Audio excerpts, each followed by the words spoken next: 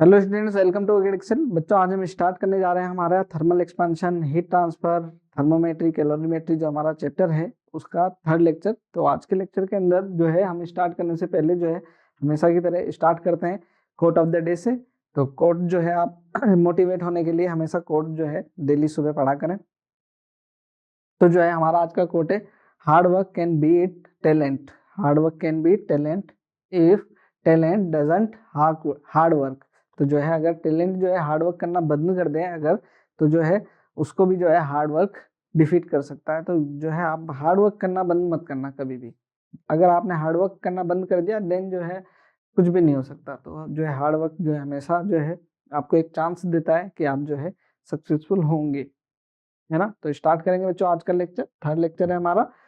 तो जो है इसमें देखें क्या क्या लर्निंग ऑब्जेक्टिव्स होंगे। तो आज हम जो है हीट ट्रांसफर की बात करने वाले हैं। इसमें कंडक्शन, कन्वेक्शन, रेडिएशन की बात करेंगे। रेडिएशन में हमारे किरचॉफ्स लॉ आपको पता होगा, साथ ही जो है न्यूटन्स लॉ ऑफ कूलिंग, इसको भी जो है हम आज के लेक्चर में कवर करेंगे। तो स्टार्ट करते हैं बच्चों सबसे पहले हीट ट्रांसफर से। तो हीट ट्रांसफर जो है हमारा एक जगह से दूसरी जगह जो है हीट का ट्रांसफर होना, है ना, उसको क्या कहते हैं, हम हीट ट्रांसफर कहते हैं। तो ये बेसिक चीजें हम जो है flow of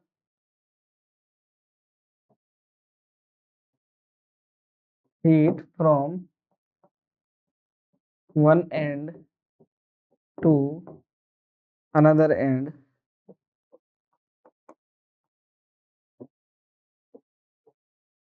is called heat transfer, है ना। तो हीट ट्रांसफर इसको कहते ही है, इसमें कोई दिक्कत नहीं है। तो बहुत बड़ी बात नहीं है heat transfer.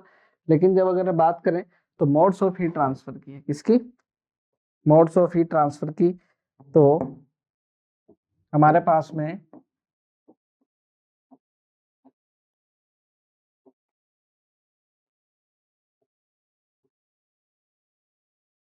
Modes of heat transfer की अगर हम बात करें तो हमारे पास में तीन तरीके के हीट ट्रांसफर के मोड है। पहला जो है हम बात करते हैं वहां पर क्या, कंडक्शन। सेकेंड वन जो है हमारा क्या, कन्वेक्शन। और थर्ड वन जो है हमारा क्या, रेडिएशन, है ना। कंडक्शन, कन्वेक्शन और रेडिएशन, तीन तरीके के जो है हमारे क्या है मोड ऑफ हीट ट्रांसफर होंगे। वन बाय वन देखेंगे कि किस तरीके से जो है हीट का ट्रांसफर होता है। तो अगर मैं इसको बहुत ही बेसिक तरीके से इनिशियली बात करूं तो यहाँ पर जब हम जो है हीट ट्रांसफर को ऐसे देखें कि एक जो है क्या हो रहा है, यहाँ पर कुछ जो है फायर जो है बर्निंग हो रही है। अब जो है कुछ लोग जो है आग जो है का सेक, जो है ना, सर्दियों में जैसे सर्दियां चल रही हैं तो आग सेक रहे हैं, तो आग सेक रहे हैं। तो वहां पर जो है अगर हम देखें तो एक जो है यहाँ पर क्या कर रहा है, एक बंदे ने यहाँ पर अगर हम देखें तो एक रोड लगी हुई है, यहाँ पर एक क्या है, रोड लगा दी है ना, यहाँ पर ऐसे। तो ये रोड जो है ये धीरे धीरे धीरे धीरे क्यों नहीं गर्म हो रही है, एक चीज। दूसरी, यहाँ पर एक ने क्या कर रखा है, अपने हाथों को यहाँ रखा हुआ है ना। तो ये जो है ये हाथों को यहाँ रखा हुआ है, तो ये भी क्या हो रहे हैं, गर्म हो रहे हैं, ठीक। तीसरा, एक जो है यहाँ से क्या कर रहा है, अपने हाथों को गर्म कर रहा है, यहाँ से आपने देखा होगा, है ना, ऐसे करके ये इस तरीके से हाथों को सेक रहा है। तो मैं कहूँ कि जो है यहाँ पर ये तीनों को हीट मिल रही, किस तरीके से जो है हीट मिल रही होगी, यहाँ पर हीट कैसे आ रही होगी, यहाँ हीट कैसे आ रही होगी, यहाँ हीट कैसे आ रही होगी। तीनों जो मेथड है, ये तीनों मेथड जो है अलग अलग है। पहला मेथड जो है यहाँ पर क्या हो रहा है, बाई, ये जो है हीट ले रहा है बाई कंडक्शन, क्या आई, बाई कंडक्शन। ये आई क्या, बाई कन्वेक्शन। और ये आया क्या, बाई रेडिएशन।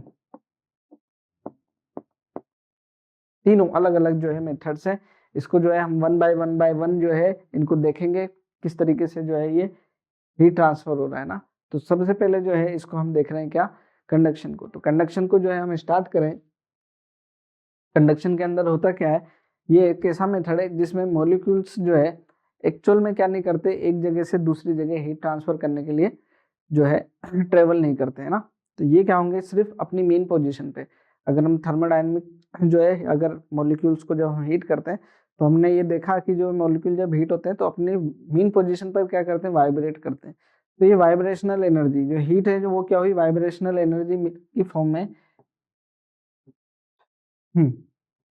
यहाँ पर जो हीट मिली है ना, यहाँ से जो हीट मिली, तो ये वाला पार्टिकल जो है वो क्या होगा, हीटेड होगा।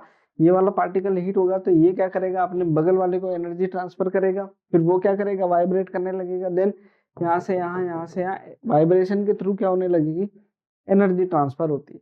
इस तरीके का जो हीट ट्रांसफर है, इसको क्या कहते हैं हम, कंडक्शन, है ना। अब यहाँ पर इसको जो है और आसानी से समझने के लिए हम यहाँ पर क्या करते हैं, अगर वैक्स आप जो है यहाँ पर क्या करते हैं, वैक्स इस पर पूरे पर क्या करते हैं, वैक्स लगा दें, है ना। पूरे पर क्या करते हैं, अगर हम वैक्स लगा दें तो इसको देखेगा,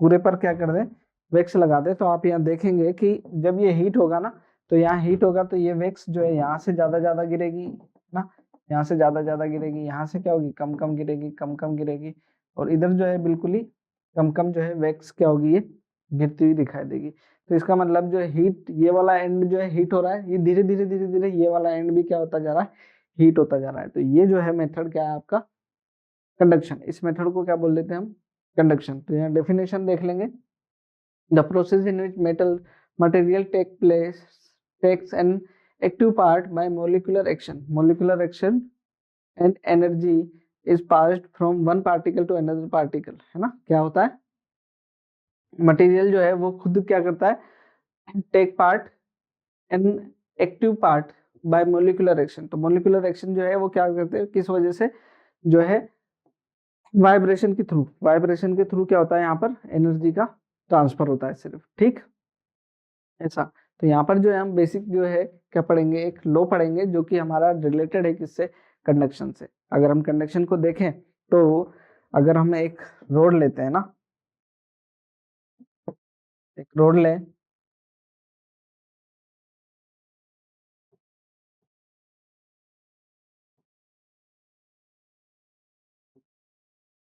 एक रोड देखें, इस रोड की जो है लेंथ को अगर हम देखें, यहाँ पर इस रोड की लेंथ L है।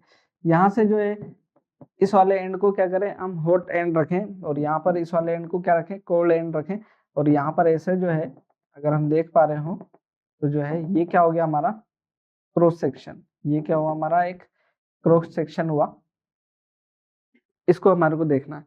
तो ये जो क्रॉस सेक्शन है इसका एरिया क्या है, ए। यहाँ पर एरिया देखें ए, यहाँ पर एरिया देखें क्या है, ए है ना। तो ये जो क्रॉस सेक्शन है हमारा, यहाँ से हीट ट्रांसफर जो हो रहा है ना, तो हीट ट्रांसफर होने की जो रेट है यहाँ पर, उसको डिफाइन करा है क्या, फोरियर्स लॉ ऑफ कंडक्शन। तो जो है फोरियर्स लॉ जो कंडक्शन है वो क्या रहा है, यहाँ पर देखेंगे कि rate of heat transfer,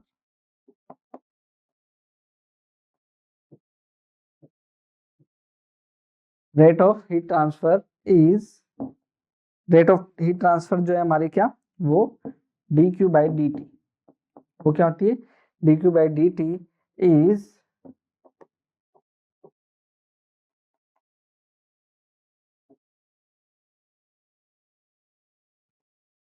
directly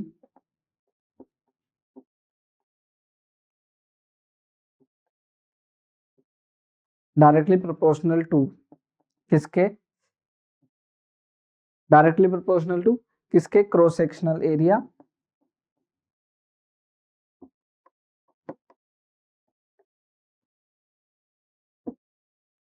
ए, किसके, क्रॉस सेक्शनल एरिया ए के। कैसे, यहाँ पर देखें, जितना बड़ा एरिया होगा ना, अगर हम देखें यहाँ जितना बड़ा एरिया होगा हीट ट्रांसफर होने के लिए वो उतना ही ओपन होगा, ज्यादा हीट जो है क्या होगी, हीट अच्छे से ट्रांसफर हो पाएगी। कब, जबकि ये वाला एरिया क्या होगा, ज्यादा होगा, है ना। मतलब ज्यादा हीट ट्रांसफर, मतलब ज्यादा एरिया ज्यादा हीट ट्रांसफर। एंड एंड नहीं लिखेंगे, temperature difference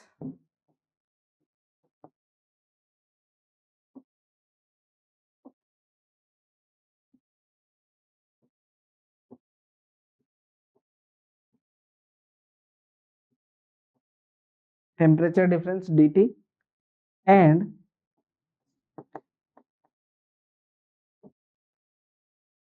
inversely proportional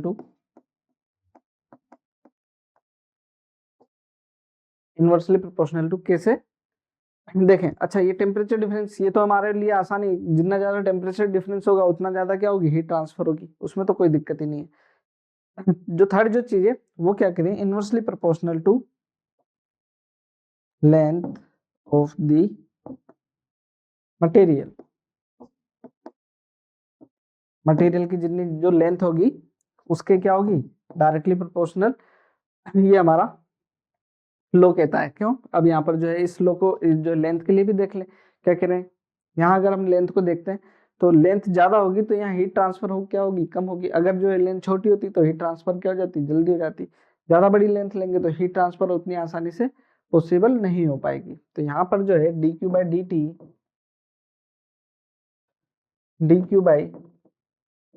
is directly proportional to a temperature difference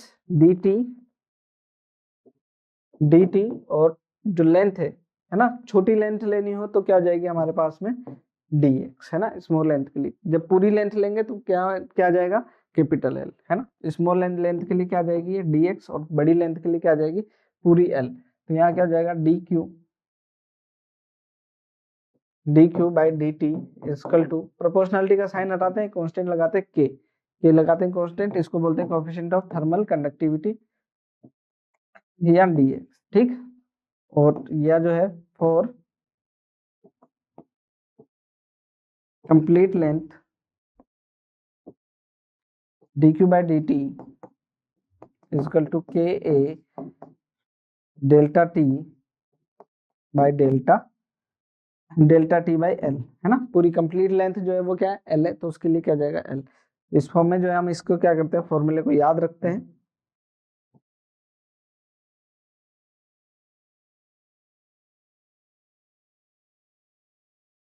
ठीक है, और एक ये फॉर्मूला आप याद रख लें, ठीक है।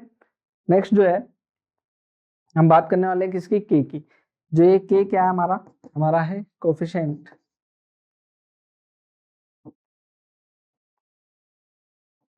ऑफ थर्मल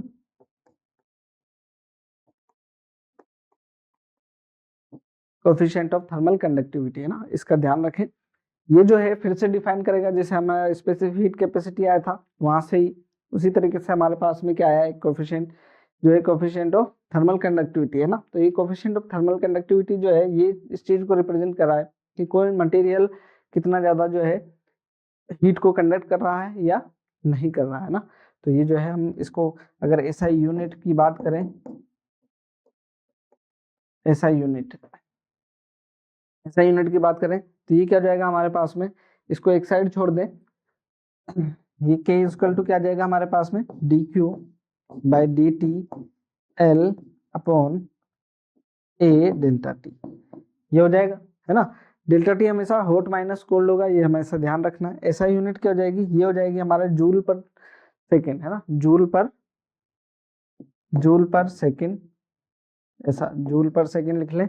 यहाँ पर एक एल से एल कैंसिल हो जाएगा, मीटर रहेगा नीचे, तो ये आ जाएगा हमारे पास में जूल पर सेकेंड मीटर केल्विन, है ना, मीटर केल्विन। तो ये जो है इसको हम ऐसा भी लिख सकते हैं, जूल पर सेकेंड को वाट भी लिख सकते हैं, मीटर केल्विन, है ना, पर मीटर केल्विन, या कि मीटर इनवर्स केल्विन इनवर्स, इस फॉर्म में भी जो है क्या लिख सकते हैं हम, जो है कोएफिशिएंट ऑफ थर्मल कंडक्टिविटी को लिख सकते हैं। यहाँ पर देखें ये जो है हमारे लिए कुछ उसी तरीके से जैसे कंडक्टेंस होता है वैसे ही। तो यहाँ पर जो है इसकी वैल्यू, जैसे हम बात करें जो रेजिस्टेंस या कंडक्टेंस होता है सबसे अच्छा किसका होता है, सिल्वर का, फिर कॉपर का, फिर गोल्ड का। उसी सीक्वेंस में क्या होता है, कंडक्टिविटी भी, है ना। तो जो अच्छे क्या होते हैं इलेक्ट्रिक कंडक्टर होते हैं, वही क्या होते हैं अच्छे थर्मल कंडक्टर भी होते हैं, है ना। इस चीज का हमारे को ध्यान रखना। और यहाँ पर इसी से रिलेटेड जो है हमारे पास में एक बहुत अच्छी जो है यहाँ पर कैलकुलेशंस भी रहती हैं मटेरियल्स के लिए, बॉडीज के लिए, और उनको हम यूज करते हैं। यहाँ पर देखिएगा, जैसे हम अभी तो इसको कर रहे हैं, तो जो है वो जो अभी मैं कंसेप्ट बता रहा हूँ उसको किस तरीके से हम यूज करेंगे वो भी अब देखेंगे।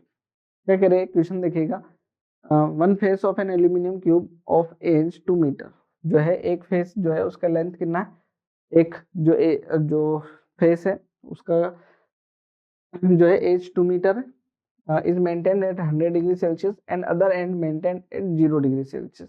अदर एंड जो है वो कहाँ पर 0 डिग्री सेल्सियस पर है। All other surfaces are covered by adiabatic walls, जो है दूसरी सरफेसेस जो है एडियाबैटिक वॉल्स से इंसुलेटेड है। Find the amount of heat flowing through the cube in 5 seconds, 5 second में कितना अमाउंट ऑफ हीट जो है फ्लो कर रहा है। Thermal conductivity of aluminium is 209 209 vote metre degree Celsius. ठीक, यहाँ पर ये दे रखिए, देखें यहाँ पर कैसे सोल्व करने होंगे, हमारे को पूछ क्या रहे हैं यहाँ पर, अमाउंट ऑफ हीट फ्लोइंग है ना, तो ये dq बाई dt पूछ रहे हैं हमारे से, amount of heat flowing dq by dt in 5 second, तो यहाँ t जो है हमारे पास में कितना 5 सेकेंड, इसको भी हम देख लेते हैं। यहाँ dq by dt is equal to ka delta t by l है ना, डेल्टा t बाई एल, तो ये dq इज इक्वल टू या q इज इक्वल टू, अगर मैं बोलूँ इसको q is equal to time कितना मेरे पास में 5 सेकेंड, k जो है ये दे रखा मेरे पास में 209, एरिया क्या हो जाएगा 2 इंटू 2 है ना, क्योंकि फेस दे रखा है एक क्यूब का, तो ये हो जाएगा 2 इंटू 2। टेम्परेचर डिफरेंस जो है 0 और 100 डिग्री सेल्सियस के बीच में, तो आ गया 100, और जो एल है लेंथ क्या है, क्योंकि क्यूब ही है तो उसकी लेंथ भी क्या होगी 2 होगी, तो यहाँ 2 से 2 कैंसिल हो जाएगा, इसको मल्टीप्लाई कर लेते हैं, क्यू इज इक्वल टू ये मल्टीप्लाई हो जाएगा 18418 इंटू 5, ये जो है हमारे क्या हो जाएगा जूल में आंसर आ जाएगा कितना, Q इज इक्वल टू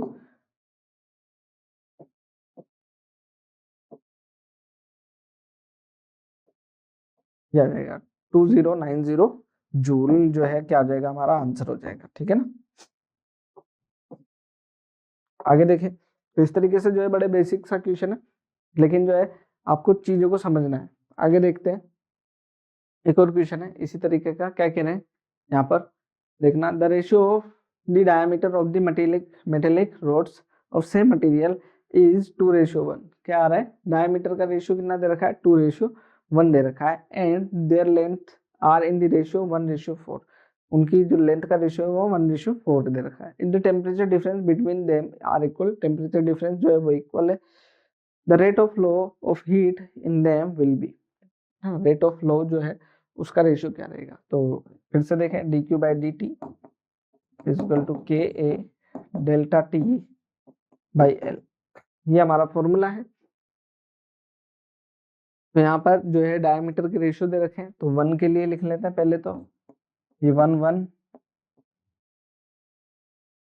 ये 1 और ये भी 1, और रेशियो में ले लेते हैं 2,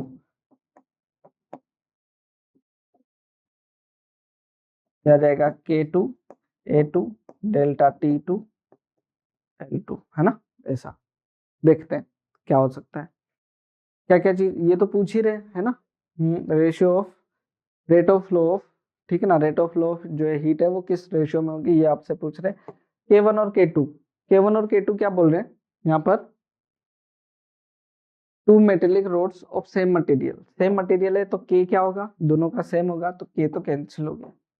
ठीक, आगे जो है इन्होंने डायमीटर का रेशियो दे रहे हैं 2:1, तो d1 बाई d2 वो कितना है 2:1, तो यहाँ पाई आर स्क्वायर है ना, ये क्या हो जाएगा पाई d1 बाई d2 का होल स्क्वायर, ये आएगा, ये 2:1 दे रखा है हमारे पास में। इसके बाद में टेम्परेचर डिफरेंस, ठीक, जो है if the temperature between them are equal, वो भी क्या है सेम है, ये भी क्या हो जाएगा कैंसिल हो जाएगा, और लेंथ का रेशियो 1:4 है ना, मतलब L1 बाई L2 वो कितना है 1:4 है ना, तो ये क्या हो जाएगा हमारे पास में L2 बाई L1 है ना, ये कितना आ गया देखें, d1 बाई d2 ये आ गया 2:1 का whole square into L2 by L1, ये आ जाएगा हमारे पास में 4:1 है ना, कितना हो गया 4 इंटू 4 16, 4 इंटू 4 क्या हो जाएगा 16, ठीक है ना। इस तरीके से सोल्व कर पाएंगे हम चीजों को। आगे देखें, बात कर रहे थे हम किसकी, इलेक्ट्रिकल एनालॉजी, है ना, electrical analogy for thermal conduction, है ना। तो इलेक्ट्रिकल एनालॉजी जो है किस तरीके से, पहले इसको जो है हम समझें। अभी अभी मैंने बात करी थी कि जो है हम जो है हीट की बात कर रहे हैं वो, या कंडक्टर की बात कर रहे हैं, तो कंडक्टर जो है इलेक्ट्रिकल कंडक्टर भी वैसा ही है, या थर्मल कंडक्टर भी कंडक्शन भी वैसा ही जैसे इलेक्ट्रिकल कंडक्शन है ना। किस तरीके से, यहाँ पर अगर मैं इसको लिखूं dq by d t equal to k a delta t by l, है ना। यहाँ देखें इसको, मैं अगर करंट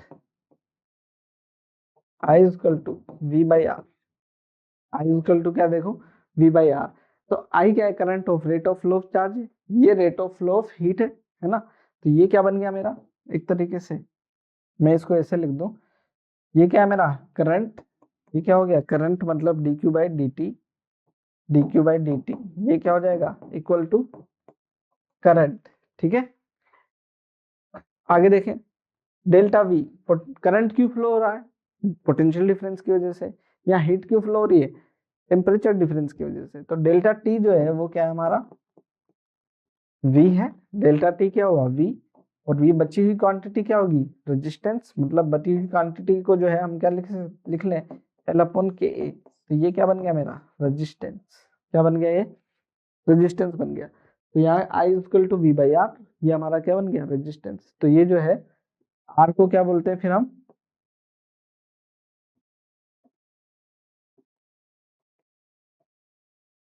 आर, ये क्या हो जाता है L upon K A, R equal to L upon K A.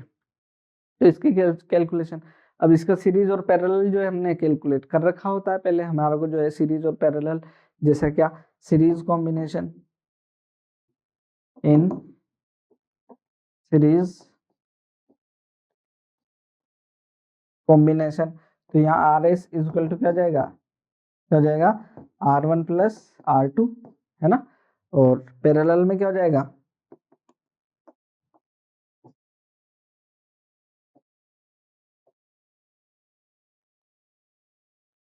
R P, वो क्या हो जाएगा 1/r1 equal to 1/r1 plus 1/r2 dash dash dash dash dash dash, ऐसा, है ना। सोल्व कर सकते हैं। तो ये तो जो है हमारे लिए बहुत ही अच्छी चीज हो जाएगी कि हम जो है हीट को भी करंट के फ्लो की तरह कैलकुलेट कर पाएंगे। यहाँ पर देखेंगे किस तरीके से, तो equivalent thermal conductivity in series combination, series combination में इक्विवेलेंट थर्मल कंडक्टिविटी,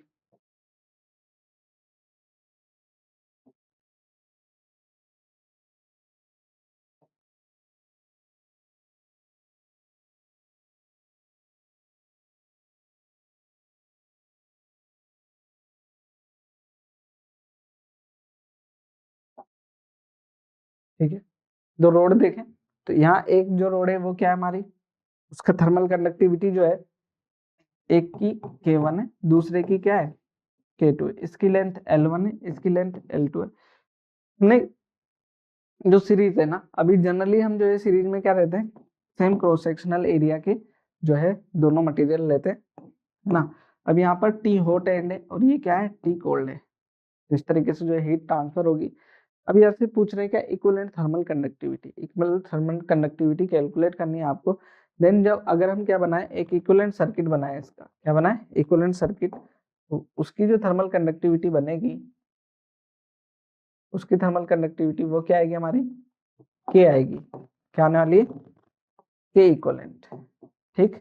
उसकी लेंथ क्या रहने वाली है हमारी L बराबर L1 प्लस L2 रहने वाली है, क्रॉस सेक्शनल एरिया ए ही रहेगा, है ना, सेम टेम्परेचर डिफरेंस रहेगी। तो के इक्विवेलेंट जो आएगा हमारा आर इक्विवेलेंट, क्योंकि सीरीज है आर इक्विवेलेंट क्या आएगा R1 प्लस R2, ये हमारा सीरीज का फॉर्मूला रहेगा। R1 क्या होता है L1 upon K1 A1, R2 क्या हो जाएगा L2 अपॉन K2 A2, ठीक।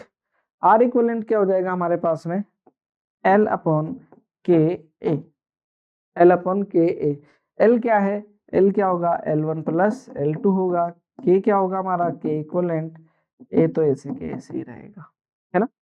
यहाँ पर देखें जो है L1 तो ऐसे ही है, K1 ऐसे ही है, ए हमारा A1 क्या है ए, और A2 भी क्या है ए, तो इस तरीके से L2/K2A। तो के सभी से क्या आ जाएगा, कॉमन आकर के कैंसिल आ जाएगा, हो जाएगा। तो यहाँ पर जो है K इक्वलेंट L1 + L2, ये क्या आ जाएगा हमारे K1 K2 L1 K1 L1 K2 + L2 K1, ये आ गया। तो K इक्वलेंट जो आया हमारे, तो K equivalent is equal to क्या आ जाएगा हमारे पास में, K1 K2 upon K1 K1 L2 + K2 L1 into L1 + L2, ये आ जाएगा, है ना, ये आ जाएगा हमारा। ये होगा अगर हम इसको देखें, इफ हमारे L1 = L2 होता, क्या था L1 = तो यहाँ 2 हो जाता, यहाँ L1 और यहाँ L1 कॉमन आ जाते, तो K इक्वलेंट क्या आता हमारे पास में, क्या आ जाता 2K1 K2 upon K1 + K2, ये हमारा क्या हो जाता, इक्वलेंट हो जाता सीरीज के लिए।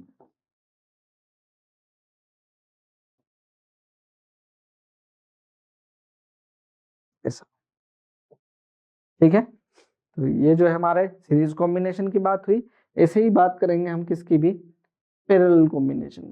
पैरेलल कॉम्बिनेशन भी देख सकते हैं। पैरेलल कॉम्बिनेशन में क्या करने वाले हम, यहाँ पर दो रोड़े, एक ये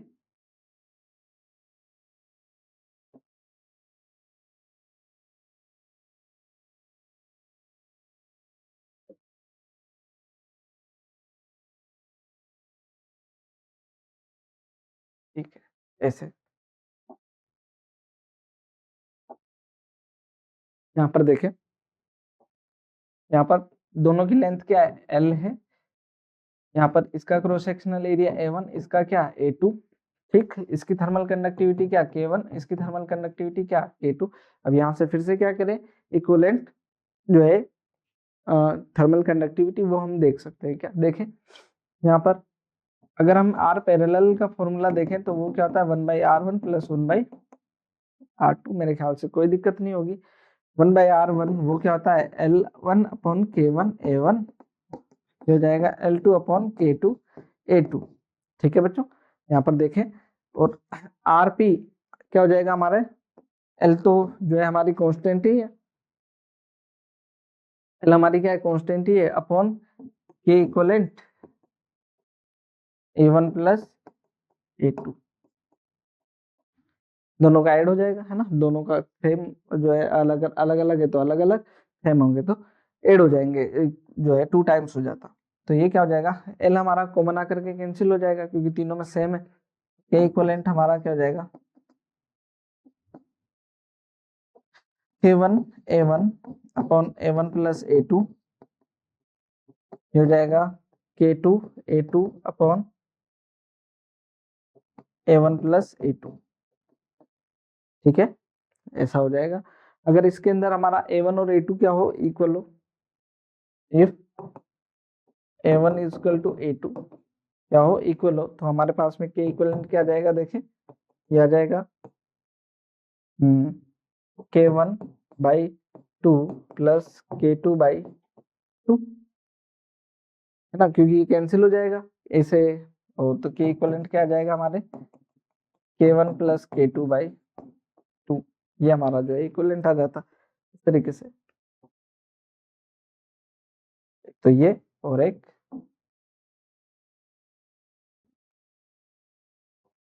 ठीक है, मेरे ख्याल से जो है आसान सी चीज है। और जो है इसी तरीके से जो है जो सीरीज पैरेलल के मिक्स कॉम्बिनेशन है उसको भी जो है हम यहाँ पर आसानी से सोल्व कर सकते हैं, कोई हमारे लिए बड़ी बात नहीं होनी चाहिए, ठीक है बच्चों।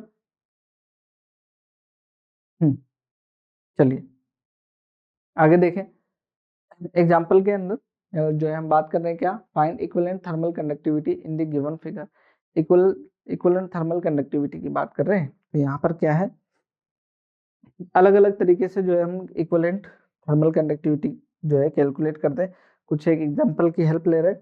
यहाँ पर देखें, जो है एक मटेरियल है हमारे पास में, इसकी लेंथ क्या है L है, दूसरे की लेंथ भी क्या है L है, इसकी कंडक्टिविटी k है और इसकी थर्मल कंडक्टिविटी क्या है 2k है। अब जो है यहाँ पर आपसे कह रहे हैं क्या इक्विवेलेंट थर्मल कंडक्टिविटी कैलकुलेट की जाए, तो जो है आप आसानी से कर सकते हैं क्या के इक्विवेलेंट का जो फॉर्मूला है उसको यूज करें। ठीक, वो क्या थी हमारे K1L2 plus K2L1 on L1 plus L2।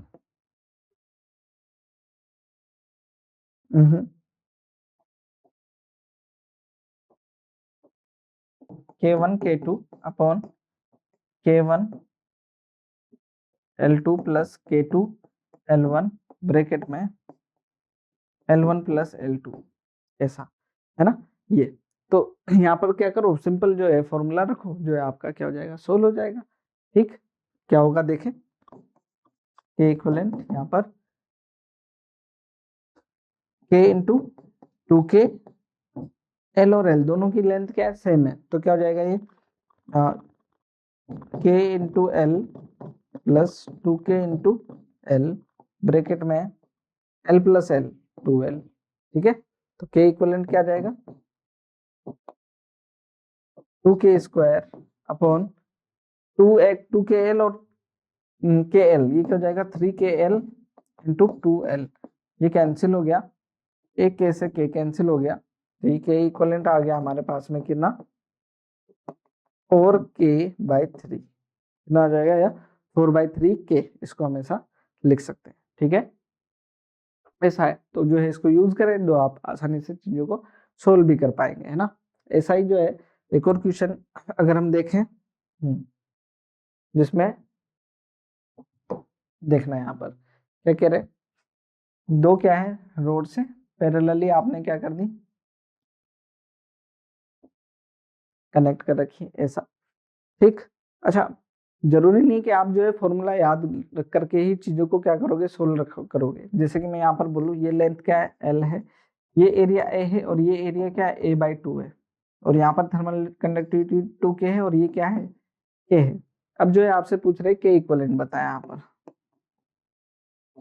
K equivalent क्या होगा, तो K इक्विवेलेंट पता करने के लिए क्योंकि पैरेलल कॉम्बिनेशन है बेसिक फॉर्मूला यूज करें, चीजें जो है आसानी से भी कैलकुलेट की जा सकती है।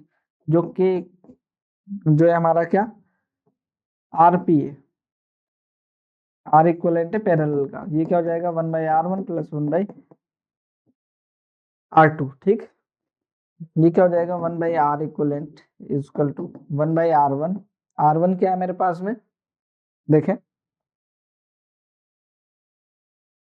K 2K है ना, 2KA/L, L क्या आ जाएगा ऊपर 2K/L होता है, तो ये क्या हो जाएगा ओ सॉरी इसको दोबारा लिखना चाहिए, ये क्या होता है L/2K, ये ऊपर आ जाएगा L/KA, K क्या है 2KA।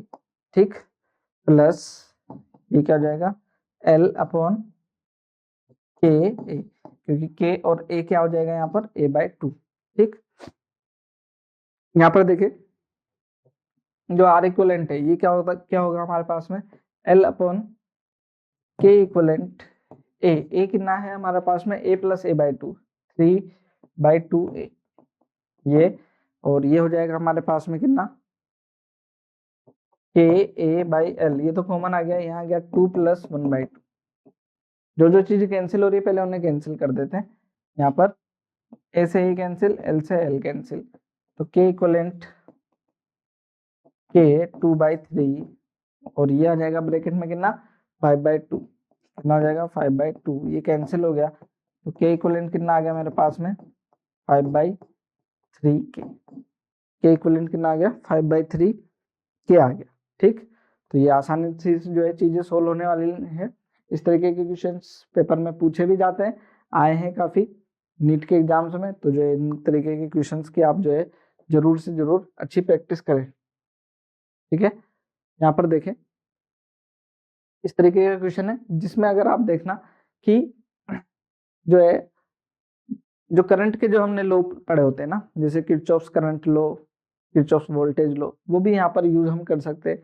जो है आप अगर बात करें व्हीट स्टोन ब्रिज की, सब तरीके के क्वेश्चन हो सकते हैं। यहाँ पर एक एग्जांपल है जो कि उसी से रिलेटेड है कि किरचॉफ्स करंट लॉ से। किरचॉफ करंट लॉ जो है अगर आपने पढ़ा हो, पहले इस क्वेश्चन को रीड कर लेते हैं, उससे भी रिलेट करते हैं। अभी देखें यहाँ पर, 3 rods made of same material and having same cross section having been joined as shown in figure, जो है क्या करा, ऐसे आपने ज्वाइंट कर दिया। आगे देखें, each rod of the same length, जो है each rod क्या है, सेम लेंथ की है। आगे देखें, the left and right end are kept 0 और 90 डिग्री, लेफ्ट और राइट वाले जो है 0 और 90 डिग्री पर रखे हुए, ये 0 पर और ये दोनों 90 डिग्री पर। The temperature at the junction of the three, यहाँ पर जो है टेम्परेचर आपसे पूछा जा रहा है ना।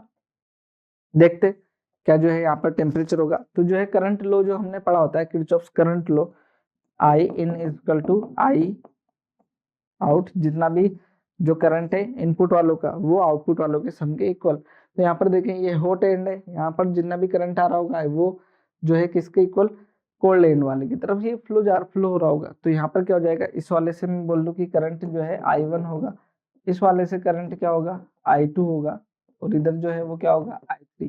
तो I3 इक्वल टू क्या हो जाएगा मेरे पास में, या फिर I in वो क्या हो जाएगा, I1 प्लस I2, और ये क्या हो जाएगा I3 के इक्वल, है ना।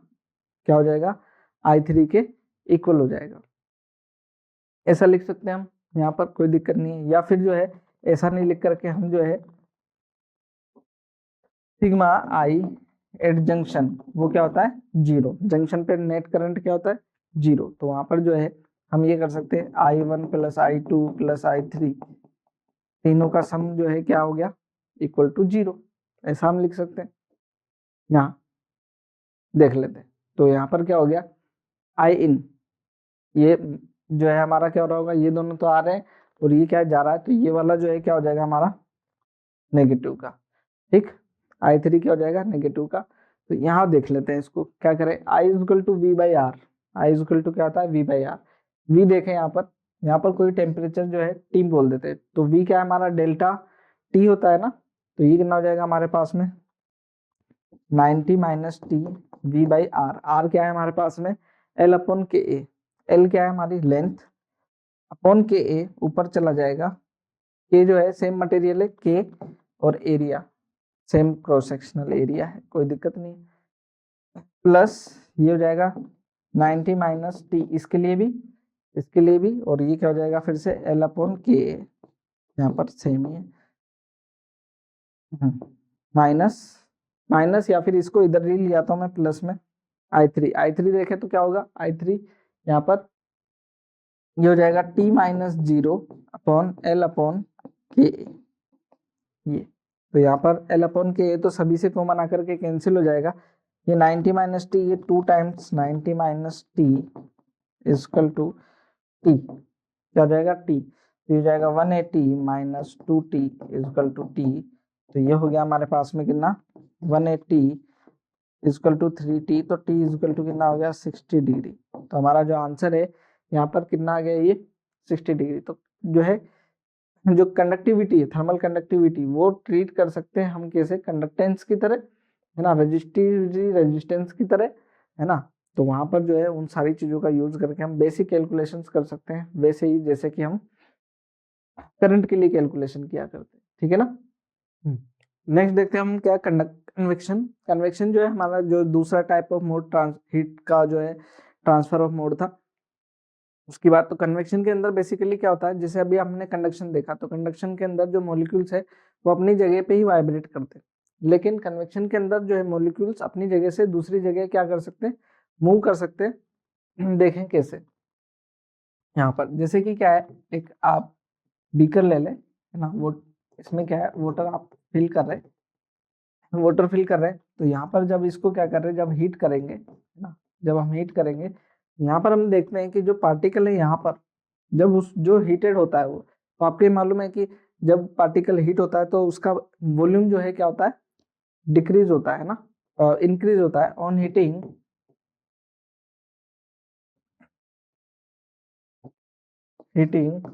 वॉल्यूम जो है वो क्या होता है, इंक्रीज होता है। डेंसिटी क्या होती है, डेंसिटी वो डिक्रीज होती है, डेंसिटी डिक्रीज होगी, वॉल्यूम इंक्रीज होगा, डेंसिटी डिक्रीज होगी। तो ये मॉलिक्यूल जो है ये क्या करेगा, ऊपर की तरफ मूव करने लग जाएगा। ये मॉलिक्यूल जो है क्या ऊपर की तरफ मूव करेगा। साथ ही के साथ क्या होगा, उसी टाइम पे जब ऊपर वाला मॉलिक्यूल है, ऊपर वाला मॉलिक्यूल जो है वो क्या हो, अगर उसको देखें कंपेरेटिवली नीचे वाले का, तो वो जो हीटेड नहीं है उतना, तो हीट नहीं है तो उसका जो है वॉल्यूम क्या है, कम है, डेंसिटी क्या है, ज्यादा है। वॉल्यूम क्या है इसका, कम है, डेंसिटी क्या है, ज्यादा, तो ये क्या होगा, नीचे की तरफ मूव करेगा। तो इस तरीके से ये जो प्रोसेस है ये क्या होता है, फिर से नीचे वाला पार्टिकल क्या होगा, ऊपर आएगा, ऊपर वाला क्या आएगा, नीचे, नीचे वाला ऊपर, ऊपर वाला नीचे। तो ये जो है प्रोसेस क्या रहेगा, कंटिन्यू रहेगा। तो ये जो यहाँ जो लेयर्स बनी ना, इसको क्या बोल देते हैं हम, कन्वेक्शन करंट, है ना। यहाँ पर जो है लेयर्स, कभी आपने देखा होगा पानी को गर्म करते हैं या ऑयल को गर्म करते हैं तो कुछ लेयर्स आपको दिखाई देती है, वो क्या है, कन्वेक्शन करंट होती है। उसकी वजह से जो है ये क्या होता है, जो है करंट की तरह आपको मूव करता हुआ पार्टिकल्स का जो है पाथ जो है वो कुछ विजिबल जैसा आपको फील होता है। ठीक है, तो ये जो है इस तरीके से का जो हीट ट्रांसफर है इसको क्या कहते हैं हम, कन्वेक्शन। जो हमने सेकंड जो ट्रांसफर देखा था, हीट ट्रांसफर मोड देखा था, वो यही था ना। हाँ, यहाँ पर देखें, हमने शुरुआत में जब देखा तो ये जो है गर्म हुआ, ये किससे हुआ, कंडक्शन से। फिर बाद में ये वाले को जो हीट मिली, ये किसको मिली, बाय कन्वेक्शन। तो ये एयर में भी पॉसिबल है ना, लिक्विड में भी और एयर में भी। सॉलिड में जो है ये कन्वेक्शन पॉसिबल नहीं हो पाता है ना। तो क्या हो रहा है यहाँ पर देखें, ये यहाँ पर एयर जो है वो हीट होगी, ऊपर जाएगी, जो ठंडी वाली हीट होगी वो एयर जो है वो क्या होगी, नीचे आएगी। तो ठंडी वाली एयर जो है ऊपर से नीचे, गर्म वाली नीचे से ऊपर। तो इस तरीके से जो है क्या होगी, ये हीट होता है, इसको क्या होगी, हीट मिल पाएगी। ठीक, यहाँ पर देखें, ठीक। तो यहाँ कन्वेक्शन जो है इसको डिफाइन कर लेते हैं, क्या कहना है, convection require a medium in the process in which heat is transferred from one place to another place by actual movement of heated substance। जो एक्चुअल जो पार्टिकल है उनके एक्चुअल मूवमेंट की वजह से जो है क्या होता है, ये पॉसिबल हो पाता है। The type of convection which results from difference in density called natural convection. जो है अपने आप ही क्या होता है, डेंसिटी डिफरेंस की वजह से होता है कन्वेक्शन, उसको हम नेचुरल कहते हैं। जो है अभी अभी जो एग्जांपल देखा, जो है for example fluid in a container heated through bottom. ठीक है, बिल्कुल। However if heated fluid is forced to move by blower, fan और pump, is the process is called forced convection. जो दूसरा टाइप है वो क्या होगा, फोर्स। अब देखिए यहाँ पर, जैसे यहाँ से मुझे दूसरी जगह पे क्या करनी, हीट को पहुंचाना है, लेकिन यहाँ पर जो एरिया, यहाँ का एरिया है वो क्या है आपका, कोल्ड है, और यहाँ का क्या है, हॉट है। तो हम क्या करें, ब्लोअर की हेल्प से क्या कर दें, इसको यहाँ से यहाँ पहुंचा दें। अदरवाइज क्या होगा, हॉट हॉट से क्या होगा, कोल्ड की तरफ हीट आएगी। यहाँ हम क्या करें, कोल्ड से हॉट की तरफ अगर फ्लो करा दें, देन जो है ये जो है इस तरीके का कन्वेक्शन जो है ये आपका फोर्स कन्वेक्शन होता है। देखें, और या फिर जो है हॉट से कोल्ड की तरफ पहुंचा दे, फोर्स कन्वेक्शन हो गया। इसको जो है हम क्या कहते हैं, जो हमारे आसपास बहुत सारे जैसे सी ब्रिजेस, लैंड ब्रिजेस जो चलती है, वो जो है इसी का, मानसून जो है हमारा वो इसी की वजह से पॉसिबल हो पाता है ना। तो ये आप सभी जो है इससे बहुत अच्छे से जानते हैं इन सब चीजों को, इसमें ज्यादा हमारे पढ़ने की जरूरत नहीं है। हम जो है सीधा चलते हैं कहाँ पर, रेडिएशन पर, है ना। रेडिएशन क्या है, बहुत से लोग जो है इसको इस फॉर्म में कहते हैं कि कंडक्शन जो है सॉलिड में होता है, कन्वेक्शन जो है लिक्विड में होता है, और जो है रेडिएशन किस में होता है, गैसेस में होता है। तो जो है ऐसा तो बिल्कुल भी नहीं है। क्या कह रहे हैं, जो कंडक्शन है वो कहाँ होता है, लिक्विड में, सॉलिड में, और लिक्विड दोनों में पॉसिबल है। कंडक्शन कहाँ पर पॉसिबल है, सॉलिड में, और मेनली कहाँ होता है, वो जो है कंडक्टर्स में होता है। लेकिन मैं आपको एक एग्जांपल बोलूं कि मान लीजिए ये एक बीकर है, ये एक बीकर है। अब जो है इसको हम ऊपर से हीट कर रहे हैं, ऊपर से हीट कर रहे हैं। अब ऊपर से हीट करेंगे तो यहाँ पर जो है इसको देखेंगे, ये वाला पार्टिकल जो है हीटेड हुआ, ये वाला पार्टिकल जो है जो हीट हुआ, ये वाला पार्टिकल किधर जाएगा, इसकी डेंसिटी क्या होगी, कम होगी ना, वॉल्यूम बढ़ा, डेंसिटी कम होगी। अब डेंसिटी कम होने की वजह से क्या ये ऊपर चला जाएगा। ऐसा हमेशा, ऐसा जो है इवोपरेशन की बात नहीं कर रहा हूँ, क्या होगा, ये हीट होगा और ये अपनी एनर्जी क्या करेगा, बगल वाले को ट्रांसफर करेगा। ये खुद मूव करके बाहर तो नहीं जा सकता, तो ये क्या करेगा, बगल वाले को कुछ एनर्जी ट्रांसफर करेगा, ये अपने बगल वाले को, ये अपने बगल वाले को। तो कभी आप देखिएगा धूप में क्या करते हैं, अगर आप पानी की बाल्टी को रख दें तो आप देखेंगे कि ऊपर वाला पानी तो क्या हो गया, गर्म हो गया, नीचे वाला ठंडा रहता है, ठीक है ना। तो ये जो है ये बेसिकली किसकी वजह से होता है कि रेडिएशन जो जो वहां पर जो कंडक्शन हो रहा है, अंदर ही अंदर जो कंडक्शन हो रहा है वो किसकी वजह से हो रहा है, जो किस में हो रहा है, वो लिक्विड के अंदर हो रहा है ना। तो वो स्मॉल अमाउंट में जो है कंसीडर होती है चीजें, पर जो है वो कंसिडरेबल है ना।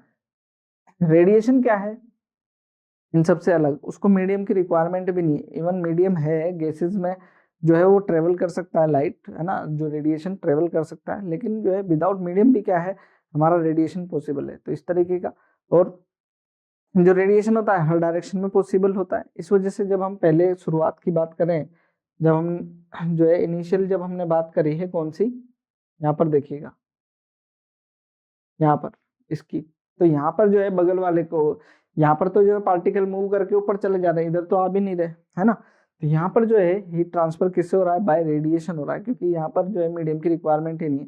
ये ऑल डायरेक्शंस में क्या होता है, रेडिएशन फ्लो करता है। तो जो है क्योंकि ये जो होती है इलेक्ट्रोमैग्नेटिक वेव। अभी हम जो है इसको वन बाय वन लिखते हैं, कुछ एक चीजें इसके बारे में देखें। रेडिएशन की बात करते हैं, ये क्या है, the process of the transfer of heat from one place to another place without heating the environment. Without environment को हीट किए हुए पार्टिकल टू पार्टिकल जो है डायरेक्ट हीट का क्या होता है, ट्रांसफर होता है, without intervening medium is called radiation. जो है इनको डिस्टर्ब किए बिना ही क्या हो रहा है, मीडियम हमारा जो है मीडियम को डिस्टर्ब किए बिना जो है एक एंड से दूसरे एंड हमारी हीट ट्रांसफर हो जा रही है ना। तो इस प्रोसेस को क्या कहते हैं हम, रेडिएशन। अब रेडिएशन जो है, रेडिएशन क्या होती है, दीज आर इलेक्ट्रोमैग्नेटिक वेव्स। क्या है ये, क्या है, मैं इसको ठीक है, रेडिएशन आर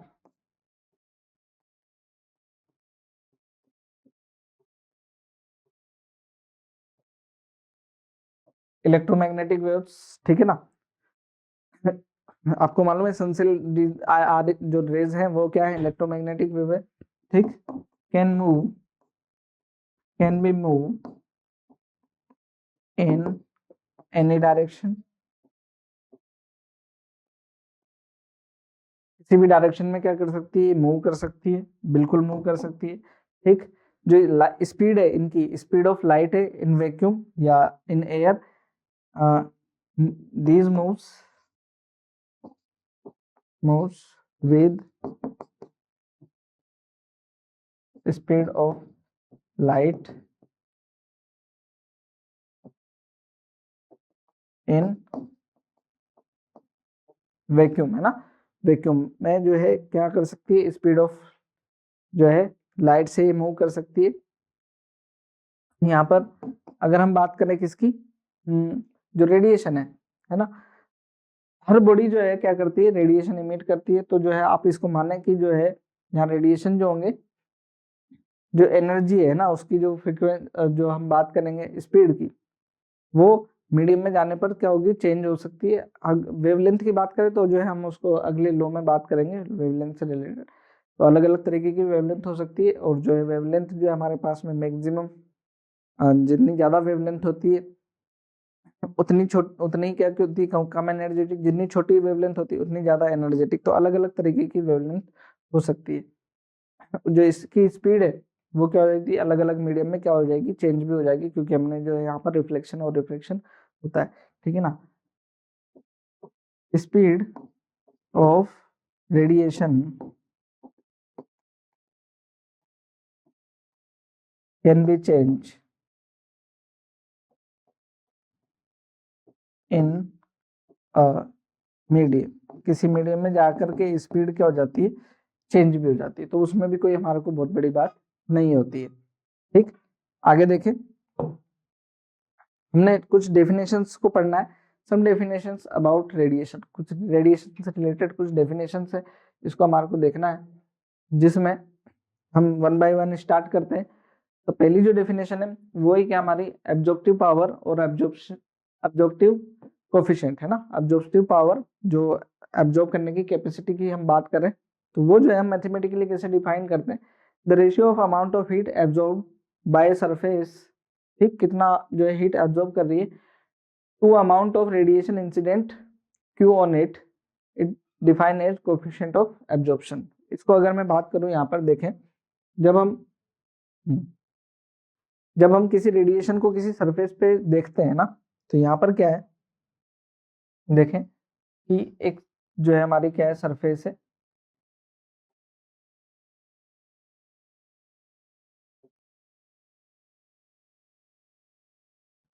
सरफेस से इस पे कोई रेडिएशन गिर रहा है ना, मान लीजिए जो है ये एक रेडिएशन है, ये किसी इंसिडेंट रे,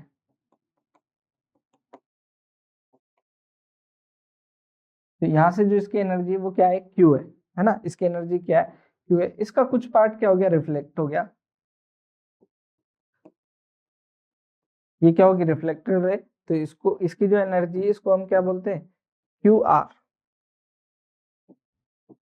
क्या बोलते थे, क्यू आर, रिफ्लेक्टेड। कुछ पार्ट क्या हो गया, यहां से जाकर के ट्रांसमिट हो गया,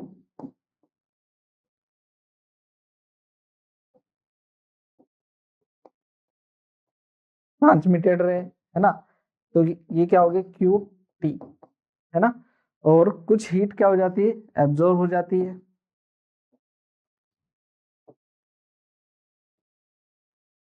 ठीक, तो क्या हो जाएगी वो क्यू ए, जिसकी अभी हमने बात करी थी। और कुछ जो है क्या होगी, उसके बाद में एमिशन होता है ना, तो वो इमिटेड रेज होंगे, इमिटेड इमिशन होगी, है ना, तो उस इमिशन की भी बात करेंगे हम। पहले देख लेते हैं क्या अभी अभी जिसकी बात करी हमने, the ratio of amount of radiation absorb, जो रेडिएशन एब्जॉर्ब हो रहे हैं बाय सरफेस क्यू है, जो हीट जो है वो क्यू है, हाँ, to the amount of incident radiation, incident radiation क्या है, q upon it define as the coefficient of absorption, coefficient of absorption, इसको इस फॉर्म में, ठीक है। एक चीज आगे देखें, स्पेक्ट्रल एब्जॉर्प्टिव पावर, जो है स्पेक्ट्रल एब्जॉर्प्टिव पावर जो है वो क्या है, यहाँ पर देखें ए लैम्डा, है ना, वो कैसे, इसको जो है also call monochromatic absorptive coefficient, किसी पर्टिकुलर वेवलेंथ के लिए बात करें, अभी जो हमने बात करी वो ओवरऑल बात करी, लेकिन अगर हम स्पेक्ट्रल की बात करें तो पर्टिकुलर किसी वेवलेंथ के लिए क्या हो जाएगा, क्यू ए लैम्डा, है ना, क्यू ए लैम्डा और क्यू लैम्डा, मतलब वो पर्टिकुलर किसी वेवलेंथ का एब्जॉर्प्शन और इंसिडेंस की हम रेशियो वहां पर कंसीडर कर रहे होते हैं, ठीक। और इसी को जो है हम क्या करें, as at a given wavelength A is equal to क्या हो जाएगा हमारे पास में, ये जो ए है ना, a integration A lambda D lambda, ये इस फॉर्म में जो हम कैलकुलेट कर लेते हैं। For ideal black body A lambda जो है क्या होती है हमारे पास में, ए जो है पर्टिकुलर वेवलेंथ के लिए एब्जॉर्प्शन क्या होता है, 1, मतलब आइडियल ब्लैक बॉडी क्या होती है, जो पूरा का पूरा जो है एब्जॉर्प्शन क्या कर लेती है, जो जो बॉडी के ऊपर रेडिएशन गिरा उस पूरे के पूरे जो है रेडिएशन को एब्जॉर्ब कर लेती है, उसको हम क्या कहते हैं, ब्लैक बॉडी, ठीक। लेमडा जो है ए लेमडा वो यूनिट लेस है, ये कोई दिक्कत हमारे को नहीं है, दोनों हीट का रेशियो है। ब्लैक बॉडी जो है इसको अगर हमें जो डेफिनेशन लिखनी है क्या है, black body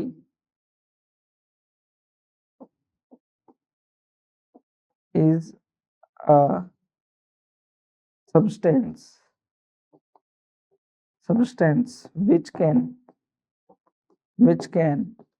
absorb all the radiations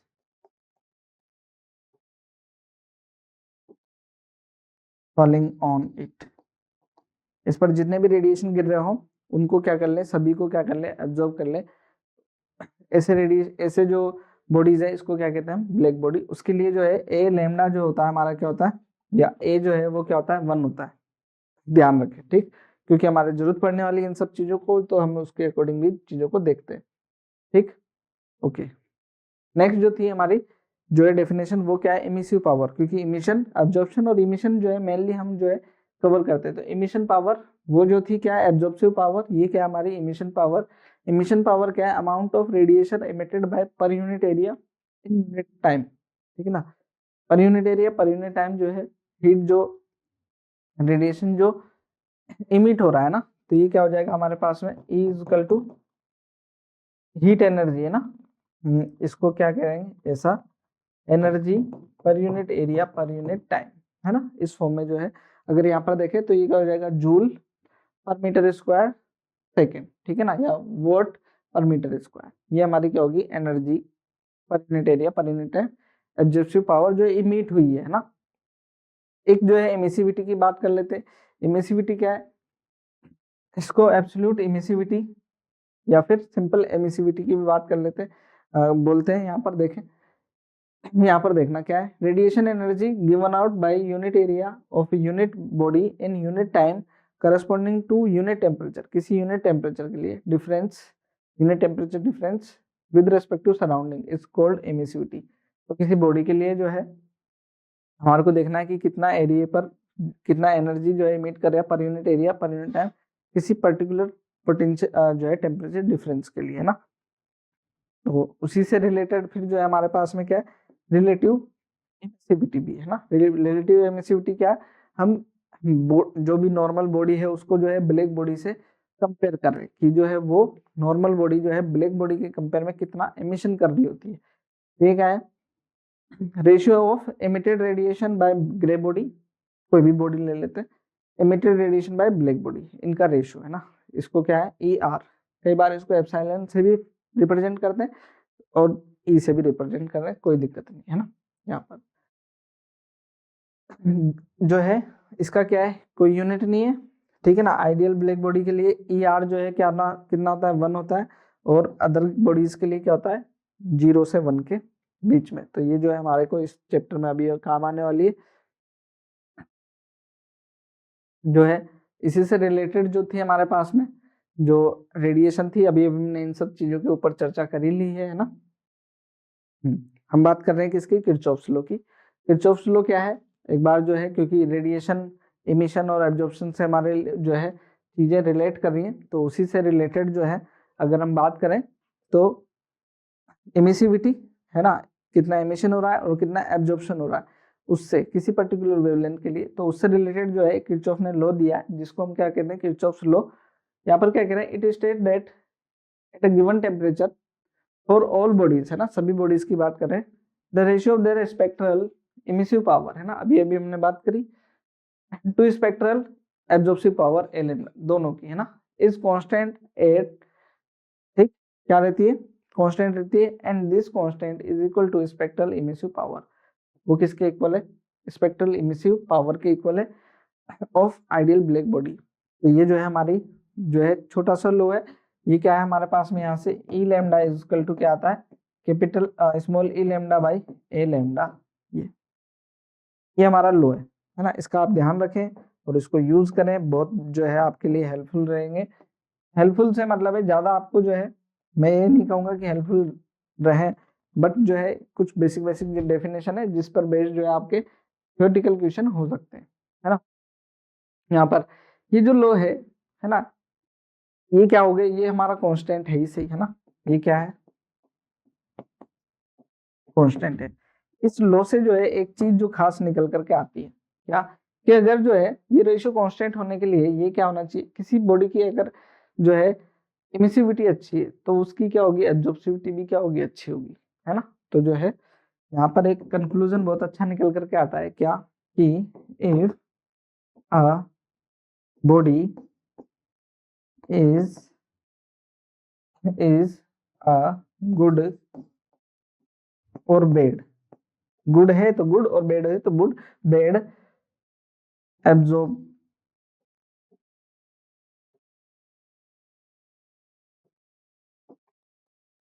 absorptivity at low temperature, एक लो टेम्परेचर पर क्या है, एब्जॉर्प्टिविटी क्या है, अच्छी, क्योंकि एब्जॉर्ब तो हम लो टेम्परेचर पर करते हैं ना।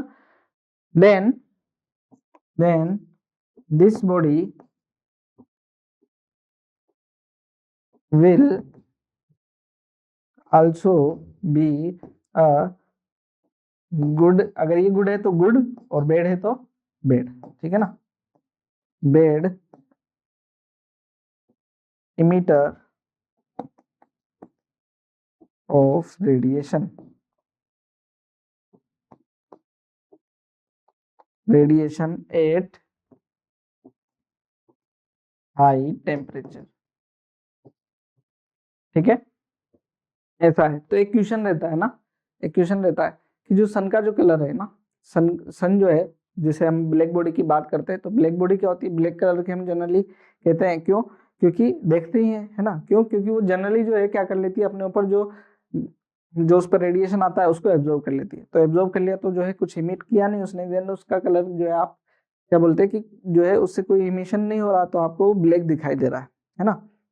लेकिन उसी बॉडी को अगर हम हीट करें तो वो जो है किरचॉफ लॉ के अकॉर्डिंग हाई टेम्परेचर पर क्या होगी, अच्छी इमीटर भी होगी, है ना। तो मतलब ज्यादा रेडिएशन क्या कर रहा होगा, वो इमिट भी कर रहा होगा। ठीक, तो अगर हम बात करें जो ब्लैक बॉडी है हमारी, सन जो है, सन की बात करें तो हाई टेम्परेचर पर है अभी, तो हाई टेम्परेचर पर क्या हो जाएगा, उसका कलर जो है वो क्या हो जाएगा, ब्राइट हो जाएगा। जबकि लो टेम्परेचर पे क्या है, वो डार्क है। और जब हाई टेम्परेचर पर होगी, सारे रेडिएशन इमिट करेगी, तो क्या हो गया, वो व्हाइट कलर हो गया, है ना। तो जो है ब्लैक सन जो है, फिर क्या हुआ, सन जो है वो भी क्या हुआ, एक ब्लैक बॉडी।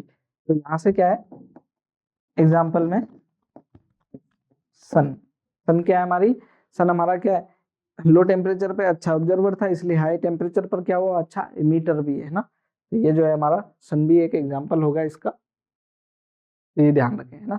एक हम बात करते हैं स्टीफन्स लॉ की। स्टीफन्स लॉ भी जो है हमारे लिए, क्योंकि पेपर में जो है किरचॉफ लॉ से बहुत ज्यादा बार क्या पूछा गया है, स्टीफन्स लॉ से चीजें पूछी गई है। तो स्टीफन्स लॉ क्या होता है हमारे पास में, इसको देख लें। यहाँ पर जो हमने energy per unit area per unit time की बात करी है, वो हो जाता है टेम्परेचर की फोर्थ पावर के डायरेक्टली प्रोपोर्शनल। क्योंकि हम ये देख रहे हैं कि जितना ज्यादा एमिशन होगा तो टेम्परेचर भी क्या होगा उस बॉडी का उतना ही ज्यादा बढ़ता हुआ होगा। तो यहाँ कह रहे हैं the amount of radiation emitted per second per unit area per unit by black body, एक ब्लैक बॉडी से, is directly proportional to fourth power of absolute temperature. Fourth power of absolute temperature के क्या होगा, directly proportional होगा क्या, energy per unit area per unit time.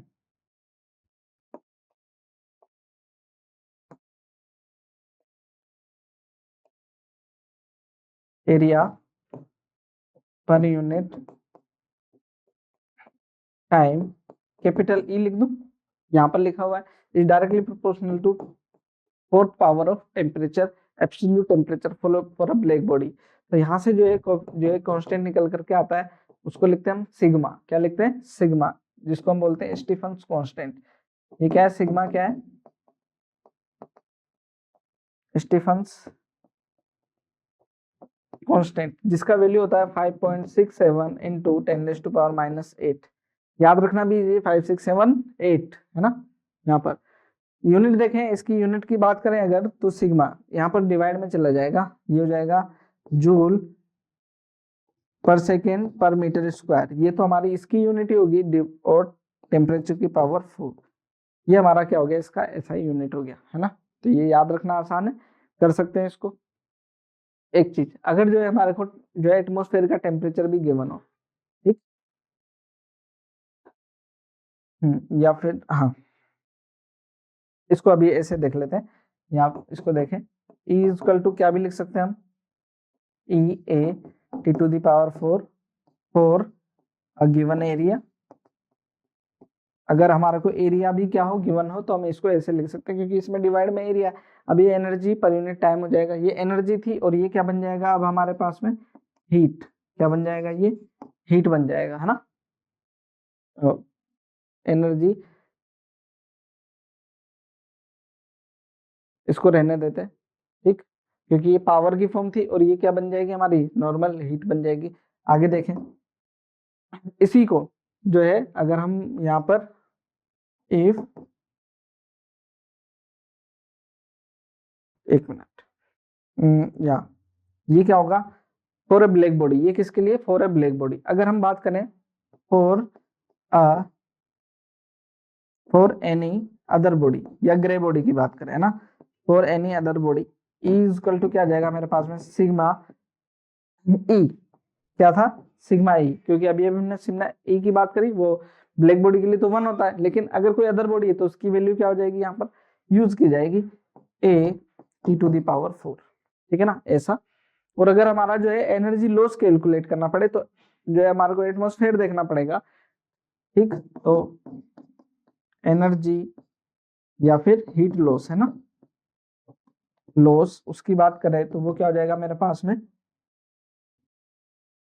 Sigma E A T to the power 4 minus T nought to the power 4। ये T nought क्या है, temperature, temperature of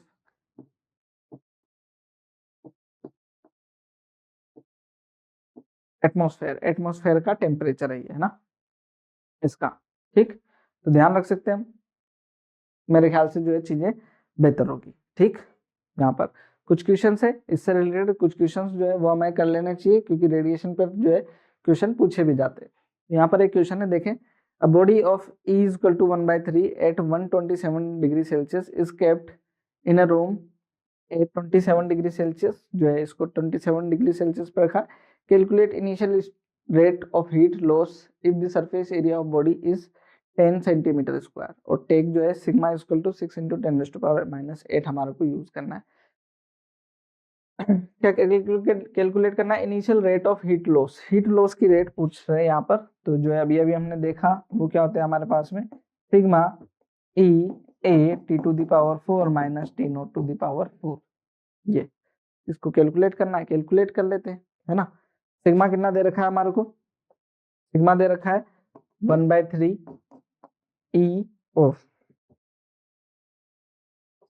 sigma है 6 into 10⁻⁸, ई जो है वो 1/3 है, एरिया, एरिया हमारा 10 सेंटीमीटर स्क्वायर, तो 10⁻⁴, T to the power 4, T to the power 4 क्या, यहाँ पर टेम्परेचर जो है बॉडी का जो है टेम्परेचर कितना है, इतना, और रूम टेम्परेचर हमारा इतना है, तो 127। अब डिफरेंस है तो हमारे को केल्विन में जो है ये यूज कर सकते हैं। हाँ ठीक है, ठीक है, इसी फॉर्म में यूज कर लें तो आ जाएगा 127 to the power 4 minus 27 to the power 4, ऐसा। ठीक है, ऐसा नहीं करके हम केल्विन की फॉर्म में जो है सोल्व कर लेते हैं। देखें, केल्विन 273 प्लस 127 कितना हो गया ये हमारे पास में 500, कितना हो जाएगा 500 नहीं 400, सॉरी ना, 400 टू दी पावर 4 माइनस, और ये 27, ये हो जाएगा 300 टू दी पावर 4, ऐसा। ठीक, अब ये कितना हो जाएगा, इसको मैं यहाँ से सोल्व कर लेता हूँ कुछ, 2 इंटू 10⁻⁻, कितना होगा देखें, -8, और ये हो जाएगा -3, कितना हो गया यहाँ पर, -11, -11। यहाँ पर देखें, इसको बोलेंगे 4 इंटू 10⁻², ये कितना हो गया 4 इंटू 10⁻² का पावर 4, तो जो है ये हो जाएगा हमारे पास में 64 इंटू 64 इंटू 10⁻8, है ना, ये हो जाएगा 64 इंटू 64 इंटू 10⁻8 माइनस, अब कितना, ये हो जाएगा 9 इंटू 9 इंटू 10⁻8, ये यहाँ से बाहर ले लेते हैं इसको 10⁻8 को। ठीक, तो ये हो जाएगा हमारे पास में 2 इंटू 10⁻⁻3, यहाँ पर क्या हो गया 64 इंटू 64 -9 इंटू 9, थोड़ा सा कैलकुलेशन है, इसको हमारे को करना पड़ेगा। 81 हो जाएगा, ये 64 इंटू 64 कर लेते हैं यहाँ पर हमारे को,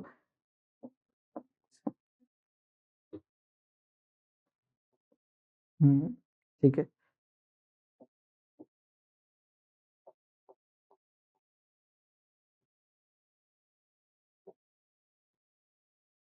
ठीक, -91, क्या हो जाएगा 91 5, ये कितना था, ठीक है 083, ये आ जाएगा हमारे पास में 2 इंटू 10⁻⁻3 इंटू 303805। ठीक, ये तो मल्टीप्लाई कर लें बस, जो हमारा आंसर आया हुआ है ये हो जाएगा 16, ठीक, मतलब कि 0.6, मतलब जो भी है यहाँ पर आंसर आ जाएगा। ठीक, तो ये जो है आंसर हमारा ऐसे कैलकुलेशन थोड़ी सी लेंदी हो सकती है मे बी, बट जो है आपका आंसर आ जाएगा। ठीक, यहाँ पर देखें, हाँ, calculate temperature at which perfect black body, एक परफेक्ट ब्लैक बॉडी की बात कर रहे हैं, radiate at the rate of 5.67 what पर सेंटीमीटर स्क्वायर। स्टीफन कांस्टेंट जो है हमारे को 5.67 10⁻⁻8 लेना है। कैलकुलेट द टेम्परेचर हमारे को, तो यहाँ पर जो है E इक्वल टू ये हो गया सिग्मा T⁴ है ना ये, तो ये तो डायरेक्ट ही यूज हो जाएगा क्योंकि ये हमारे को दे ही रखा है। ये हो जाएगा 5.67 इंटू 10, ठीक है 5.67 यूज करना है 10⁻, वोट में है ना, ये सेंटीमीटर स्क्वायर है ना, तो डिवाइड में कितना जाएगा 10⁻⁻4 डिवाइड में आएगा ये, हाँ ठीक। और सिग्मा जो है हमारा कितना 5.67 इंटू 10⁻⁻8 इंटू T⁴ ये है, तो ये कैंसिल हो गया, इससे यहाँ मल्टीप्लाई हो जाएगा 10⁻12 10⁻12 नीचे से ऊपर चला जाएगा, पॉजिटिव हो जाएगा ना, तो यहाँ T इज इक्वल टू 10⁻12 और ये T 1/4 है ना, 1/4, तो T इज इक्वल टू 10⁻12/4 मतलब 10⁻3, ये हमारा आंसर हो जाएगा, है ना, ऐसा है। नेक्स्ट बात करें हम किसकी, क्वेश्चन देखना क्या कह रहे हैं, the rate of emission of radiation of a black body दे रखी है ना, तो 273 है is E, rate of emission जो है इतने टेम्परेचर पे ई दे रखी है, then rate of emission of radiation of this body at 0 degree Celsius, ये कितनी होगी। तो ब्लैक बॉडी दे रखी है हमारे पास में, तो E1/E2 हमारे पास में क्या हो जाएगा, सिग्मा कैंसिल हो जाएगा, T⁴ 1 और T⁴ 2, ठीक। यहाँ पर ये हमारे को ई दे रखा है, 2 ले लेता हूँ ताकि जो है कैलकुलेशन ही जो है क्रॉस मल्टीप्लाई करना आसान हो जाएगा। ये ई दे रखा है, ये हमारे को E2 पूछ रहा है, ये टेम्परेचर जो है T2 0 डिग्री सेल्सियस मतलब जो है 0 डिग्री सेल्सियस 273 केल्विन हो गया ये, ठीक। और ये कितना हो जाएगा 2 इंटू 273 हो जाएगा पावर 4 नहीं, उल्टा लिखना था, उल्टा लिख दिया, यहाँ आ जाएगा, सही तो था 273 डिग्री सेल्सियस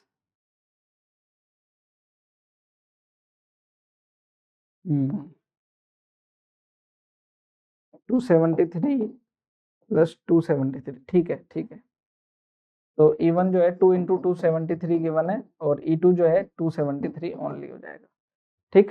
पावर जो है इसकी क्या हो जाएगी 4 और इसकी भी पावर 4, ये हो जाएगा 272 टू द पावर 4 तो कैंसिल हो जाएगा दोनों से, ये आ जाएगा 2 to the power 4, 2 to the power 4 हो जाएगा हमारा 16, तो ये जो है E2 इज इक्वल टू आ जाएगा हमारे पास में E/16, क्या हो जाएगा E/16 हमारा आंसर हो जाएगा, ठीक। आगे चलें, एक जो है क्योंकि इन टॉपिक्स को जो है एक दो टॉपिक्स के कंफ्यूजन ये है कि जो है नीट के सिलेबस में है या नहीं है ना, रेडिएशन गिवन है, तो रेडिएशन में जो है ये तो पार्ट आता ही है, तो इसको जो है हमारे को कवर करना जरूरी है बच्चों। तो न्यूटन्स लॉ ऑफ कूलिंग की बात करें तो न्यूटन्स लॉ ऑफ कूलिंग, ठीक है, न्यूटन्स लॉ ऑफ कूलिंग देखना, जब हम बात कर रहे हैं किसी बॉडी को एटमॉस्फेयर में रखने की, तो हम देखते हैं कि जैसे हम मान लीजिए चाय का कप है हमारा, टाइम शुरू में देखें तो बहुत गर्म होता है, लेकिन अगर हम उसको थोड़ी देर बाद देखें तो उसका टेम्परेचर क्या हो जाता है, डाउन हो जाता है। लेकिन क्या हम इसको देख पाते हैं कि क्या जो है उसका टेम्परेचर घटते घटते डिक्रीज तो हुआ है, क्या डिक्रीज होते होते क्या वो बहुत ज्यादा कूल हो जाएगी, क्या हमारा जो टेम्परेचर है रूम का वो 30 डिग्री है, तो क्या वो जो है कप जो है वो 30 डिग्री से भी लेस टेम्परेचर का हो जाएगा क्या, तो हम उसका आंसर है क्या, नहीं। यहाँ पर बेसिकली क्या है, टेम्परेचर की जो रेट है वो एक्सपोनेंशियली क्या होती है, डिक्रीज होती है, एक्सपोनेंशियली क्या होती है, डिक्रीज होती है, मतलब रेट ऑफ जो कूलिंग है वो टाइम के साथ में जो है एक्सपोनेंशियली डिक्रीज हो रही है, ठीक, जो कि डिपेंड करती है किस पर भी। अब आप देखें सर्दियों के दिनों में वो जल्दी ठंडी हो रही है, गर्मियों के दिनों में वो जो है टाइम लेकर के, क्योंकि गर्मियों के दिनों में टेम्परेचर डिफरेंस क्या है, ज्यादा नहीं है, लेकिन सर्दियों के दिनों में क्या है, टेम्परेचर डिफरेंस ज्यादा है। अगर टेम्परेचर डिफरेंस ज्यादा है तो कूलिंग रेट भी क्या होगी, ज्यादा, और टेम्परेचर डिफरेंस कम है तो कूलिंग रेट भी क्या होती है, कम। इसी को बेस बना करके जो है क्या है, ये लो बना हुआ है, क्या है, rate of cooling dt by dt है ना, dt टेम्परेचर डिफरेंस और ये time difference is directly proportional to the excess temperature of the body over that surrounding, है ना, उसके एक्सेस प्रेशर टेम्परेचर के डायरेक्टली प्रोपोर्शनल है। dt by t is directly proportional to t minus t nought, ऐसा। तो ये जो है हमारा क्या है, न्यूटन्स लॉ ऑफ कूलिंग है।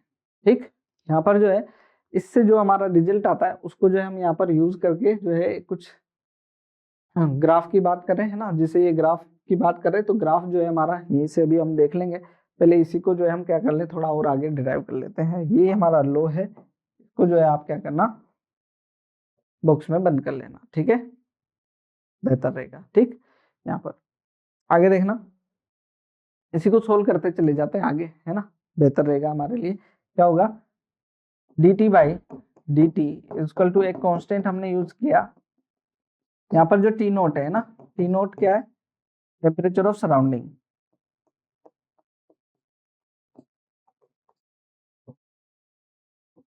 सराउंडिंग का टेम्परेचर है ना यहाँ पर। तो ये कितना हो जाएगा, dt बाई, ये टाइम को टाइम के साथ में रहने देते हैं, है ना, ये क्या हो जाएगा के, अच्छा माइनस का रेट लगाना है, माइनस लगाना है, क्योंकि जो है रेट क्या होगी, ये हमारी डिक्रीज होगी, तो माइनस साइन हमारे को यूज करना है, तो ये माइनस के dt ये आ गया।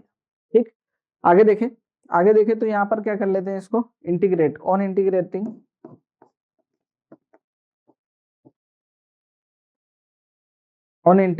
यहाँ देखें तो यहाँ पर क्या मिलेगा मुझे, जब मैं इंटीग्रेट कर दूं ये dt यहाँ पर होगा t minus T note integration के dt, ठीक, माइनस का साइन है आगे यहाँ पर, ये कितना हो जाएगा, 1/t, ये log t हो जाएगा, ये हो जाएगा log t minus T note minus K T, क्योंकि यहाँ 1 आ जाएगा, 1 का इंटीग्रेशन t हो जाएगा, ये हो जाएगा t minus T note plus C भी आएगा, है ना, क्या आएगा, प्लस सी भी आएगा, तो ये आ जाएगा हमारे पास में क्या, e टू द पावर, इससे इधर ले लेते हैं, हो जाएगा माइनस के टी प्लस सी, क्या हो जाएगा, minus K T plus C, then T is equal to क्या आ जाएगा, T note plus e to the power minus K T plus C, हमारा रिजल्ट रहेगा। यहाँ से अब देखें कि अगर इन्फिनिटी टेम्परेचर की बात करें, इन्फिनिटी टेम्परेचर की बात करें, तो टी इन्फिनिटी कितना हो जाएगा, यहाँ पर infinity e to the power minus infinity होता है हमारा 0, तो ये कितना हो जाएगा हमारा 0, ये टर्म हो जाएगी 0, तो t इक्वल टू, ये मैक्स टू मैक्स कितना हो सकता है 0, तो ये जो टेम्परेचर है t, ये कितना हो सकता है, एटमोस्फेयर के टेम्परेचर के बराबर हो सकता है, उससे कम ये कभी भी पॉसिबल नहीं है। तो यहाँ जो ग्राफ की जो चर्चा हम कर रहे थे वो ये है, क्या, कि ये जो ग्राफ है ये टाइम और टेम्परेचर, क्या, टेम्परेचर जो है टाइम के साथ में क्या होगा, डिक्रीज करेगा, डिक्रीज करके और कहाँ तक पहुंच सकता है, लास्ट टी नोट तक, इन्फिनिटी टाइम पर क्या हो जाएगा, वो टी नोट तक पहुंच सकता है, इससे ज्यादा ये टेम्परेचर डिक्रीज होगा नहीं। एक जो ग्राफ और बना लेते हैं हम, क्या, यहाँ पर ये log t minus T naught equal to minus K T plus C, ये क्या है हमारे पास में y equal to M X plus C, यहाँ पर कंपेयर करें y equal to M X plus C से, तो ये क्या है, y log x log t minus T note y axis पर आ गया, x एक्सिस पर क्या आ जाएगा हमारे पास में, क्या आ जाएगा, टाइम, क्या आ जाएगा, t, तो ये जो ग्राफ है ये कुछ कैसा आएगा हमारे, ऐसा, मिनट, माइनस, है ना, हाँ ठीक है, ये माइनस आ जाएगा प्लस सी, जो है ये जो, ये क्या हो जाएगा हमारा, कुछ ऐसा ग्राफ बनेगा, है ना, तो ये सी जो है हमारा क्या हो जाएगा, इंटरसेप्ट हो जाएगा, और स्लोप जो है हमारा क्या है, नेगेटिव, स्लोप जो है क्या हो जाएगा यहाँ पर, माइनस का के, देखें यहाँ पर माइनस का के जो है क्या है, स्लोप हो जाएगा। ठीक, इस तरीके से जब हम न्यूमेरिकल प्रॉब्लम की बात करते हैं तो न्यूमेरिकल प्रॉब्लम में ये जो फॉर्मूला है ये क्या होता है हमारे पास में, delta t by T, T time है ना, डेल्टा टी क्या है, टेम्परेचर डिफरेंस, ये क्या हो जाएगा इक्वल टू के, एक जो कोफिशिएंट आ रहा था हमारा वो, ये आ जाएगा T1 plus T2 by 2 minus T note. इस फॉर्म में जो है ये जो है फॉर्मूला यूज किया जाता है, तो आप इस फॉर्मूले में, इस फॉर्म में इस टेम्परेचर फॉर्मूला को याद रखिएगा। बेहतर रहेगा कि जो है हम जो है इस फॉर्मूले से सोल्व करें और जो दूसरे फॉर्मूले में ना पड़े, क्योंकि जो है यहाँ से कैलकुलेशन हमारी क्या हो जाती है, इजी हो जाती है ना। देखें अच्छा, लिमिटेशन की बात कर रहे हैं तो कुछ लिमिटेशन की, फिर इसके बाद में न्यूमेरिकल देख लेते हैं। जो है temperature difference should not be exceed, ठीक है ना, 35 डिग्री से जो है टेम्परेचर डिफरेंस हमारा, डिफरेंस वो जो है 35 डिग्री से ज्यादा नहीं जाए, ठीक। Newton's law of cooling is used to calculate the specific heat of liquid, जो है इसके लिए loss of heat should only be radiation, जो है किससे होना चाहिए, रेडिएशन से ही लॉस ऑफ हीट जो है हमारा होना चाहिए। This law is extend form of Stefan Boltzmann law, तो जो है इसको जब हम पढ़ेंगे तो जो है वहां पर मैं इसको एक्सप्लेन कर दूंगा। और यहाँ पर क्वेश्चन देखें, if a liquid takes 30 second in cooling from 80 to 70 degree, ठीक है ना, 80 टू 70 डिग्री कितने में, 30 सेकेंड्स में आता है, और 17 सेकेंड इन कूलिंग फ्रॉम जो है 60 टू 50, ठीक है ना, 60 टू 50 जो है 70 सेकेंड्स में आता है। Then find the room temperature, room temperature find करने के लिए कह रहे हैं। तो फर्स्ट केस देखें, फर्स्ट केस इसमें क्या आ रहा है, टेम्परेचर डिफरेंस, जो डेल्टा टी हमारा जो फॉर्मूला है वो क्या है, डेल्टा टी बाई टी के T1 plus T2 by 2 minus T note, यही है ना। तो इसको देखें, ये कितना आ जाएगा डिफरेंस, ये आ जाएगा 10 बाई टी इक्वल टू के, यहाँ जाएगा एवरेज, इन दोनों का एवरेज, ये हो जाएगा 150 का 2 बाई 2 75 माइनस टी नोट, क्योंकि हमें पता ही नहीं है तो इसको ऐसे रख लेंगे, ये इसको इक्वेशन 1 बोल देते हैं। इक्वेशन 2 में देखें, ये आ जाएगा हमारे पास में कितना, टेम्परेचर डिफरेंस 10 का, यहाँ पर भी 10 का बाई टी, टी जो है हमारे को दे रखे, मैं यहाँ पर भी लिख देता हूँ और यहाँ पर भी लिख देता हूँ। यहाँ पर कितना टेम्परेचर डिफरेंस 30, और ये हमारा कितना temperature difference, time, sorry time जो था 30, और यहाँ पर कितना है 70 के, ये आ जाएगा एवरेज 55 टी नोट, ठीक है, 55 टी नोट, ये इक्वेशन 2। दोनों इक्वेशंस को देखें तो जो है अगर मैं डिवाइड लगा दूं दोनों इक्वेशंस का, तो ये हो जाएगा मेरे पास में कितना, ये हो जाएगा 70 बाई 30, 70 बाई 30, ये कैसे के कैंसिल, ये हो जाएगा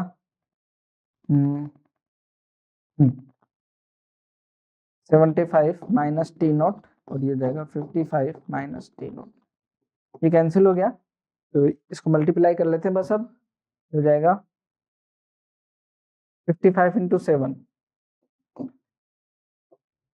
ठीक है, 385, ठीक, minus 7 T nought is equal to, ये आ जाएगा हमारे पास में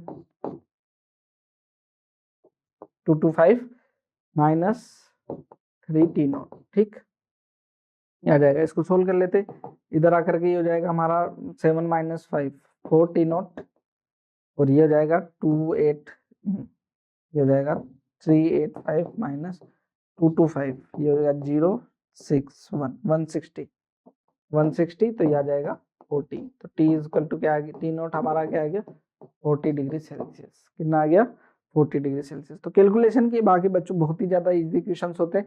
एक और क्वेश्चन देखेंगे नेक्स्ट, यहाँ पर क्या कह रहे हैं देखें, body cools in 10 minutes 7 to 50 degree Celsius, जो है 10 मिनट्स में 70 to 50 degree, what will the temperature in next 10 minutes, जो है सराउंडिंग का टेम्परेचर हमारे को 10 डिग्री सेल्सियस दे रखे हैं, जो है यहाँ पर पूछ रहे हैं नेक्स्ट 10 मिनट्स में कितना टेम्परेचर हो जाएगा। बिल्कुल आसान से क्वेश्चन है। अभी देखें यहाँ पर जो है temperature difference 20 by 10 equal to K, average कितना हो जाएगा यहाँ पर 7 12 60 माइनस, ठीक है, टेम्परेचर ये दे रखा है ना, तो यहाँ पर कितना जाएगा 2, ये आ जाएगा 2 के इंटू 15, जो के इज इक्वल टू कितना आ गया 2 बाई 50 मतलब 1 बाई 25, ये क्या आ गया। अब जो नेक्स्ट 10 सेकेंड्स की बात, 10 मिनट्स में जो है टेम्परेचर कितना हो जाएगा, है ना, तो यहाँ पर कितना हो गया, ये अभी कितना है 50, अभी कितना है 50, तो 50 minus T by 10 equal to K कितना आएगा यहाँ पर 1/25, यहाँ पर आ जाएगा एवरेज टेम्परेचर, मतलब 50 प्लस T/2 माइनस 10, ऐसा। तो यहाँ पर देखें मल्टीप्लाई करना होगा हमारे को, ठीक। एलसीएम ले लेते हैं। इसको अगर मैं देखूं यहाँ पर, 1 मिनट रुक जाए बस, ये हो जाएगा जो आएगा 25 2, ये आ जाएगा 50 प्लस टी माइनस 20, ये हो गया 50, ये हो गया 50, तो 50 से अगर इसको कैंसिल करो तो यहाँ बचेगा सिर्फ 5 को इधर देखेंगे तो ये हो जाएगा 5 × 5 250 माइनस 5t इक्वल टू, ये हो जाएगा 30t, ठीक। आगे यहाँ पर आ जाएगा हमारे पास में 6t, और ये हो जाएगा 250 माइनस 30, तो ये हो जाएगा 220, तो t आ गया हमारे पास में कितना 220 डिवाइड बाय 6, मतलब 110/3, 110/3 कितना आ जाएगा हमारे पास में, लगभग जो है 33.6 के लगभग जो है क्या आ जाएगा हमारा टेम्परेचर आ जाएगा डिग्री सेल्सियस में, है ना। तो इतना डिक्रीज हो जाएगा नेक्स्ट 10 सेकेंड्स में, है ना। तो यहाँ पर 20 का हो, उससे तो कम ही डिक्रीज होगा, है ना, तो जो है इतना आएगा, ठीक, ऐसा है। आगे देखें, हम बात कर रहे हैं कि इसकी विंस डिस्प्लेसमेंट लो। विंस डिस्प्लेसमेंट लो क्या कह रहा है कि यहाँ पर जो है अगर हम इमिशन की बात करें ना, कभी अगर आप जो है जब भी आप बात करें डिस्प्लेसमेंट की, यहाँ पर डिस्प्लेसमेंट टर्म क्या है इसको भी देखेंगे। विंस डिस्प्लेसमेंट लो क्या है, इसको हम ऐसे देखें कि जब हम किसी बॉडी को हीट फॉर्म में देखते हैं ना, अगर वो हीट होती है तो हीट होगी तो जितनी ज्यादा क्या होगी हीट होगी, उतना ज्यादा क्या होगा उसका इमिशन होगा, है ना। तो जो अलग अलग रेडिएशन इमिट करती है, कोई बॉडी जो है हर तरीके के रेडिएशन को इमिट करती है, लेकिन सबसे ज्यादा इमिशन जो होगा वो उस टेम्परेचर के डायरेक्टली प्रोपोर्शनल होगा, है ना। टेम्परेचर के क्या होगा, डायरेक्टली प्रोपोर्शनल होगा। वो तो देखा, जो पीक जो टेम्परेचर है आपका, वो peak temperature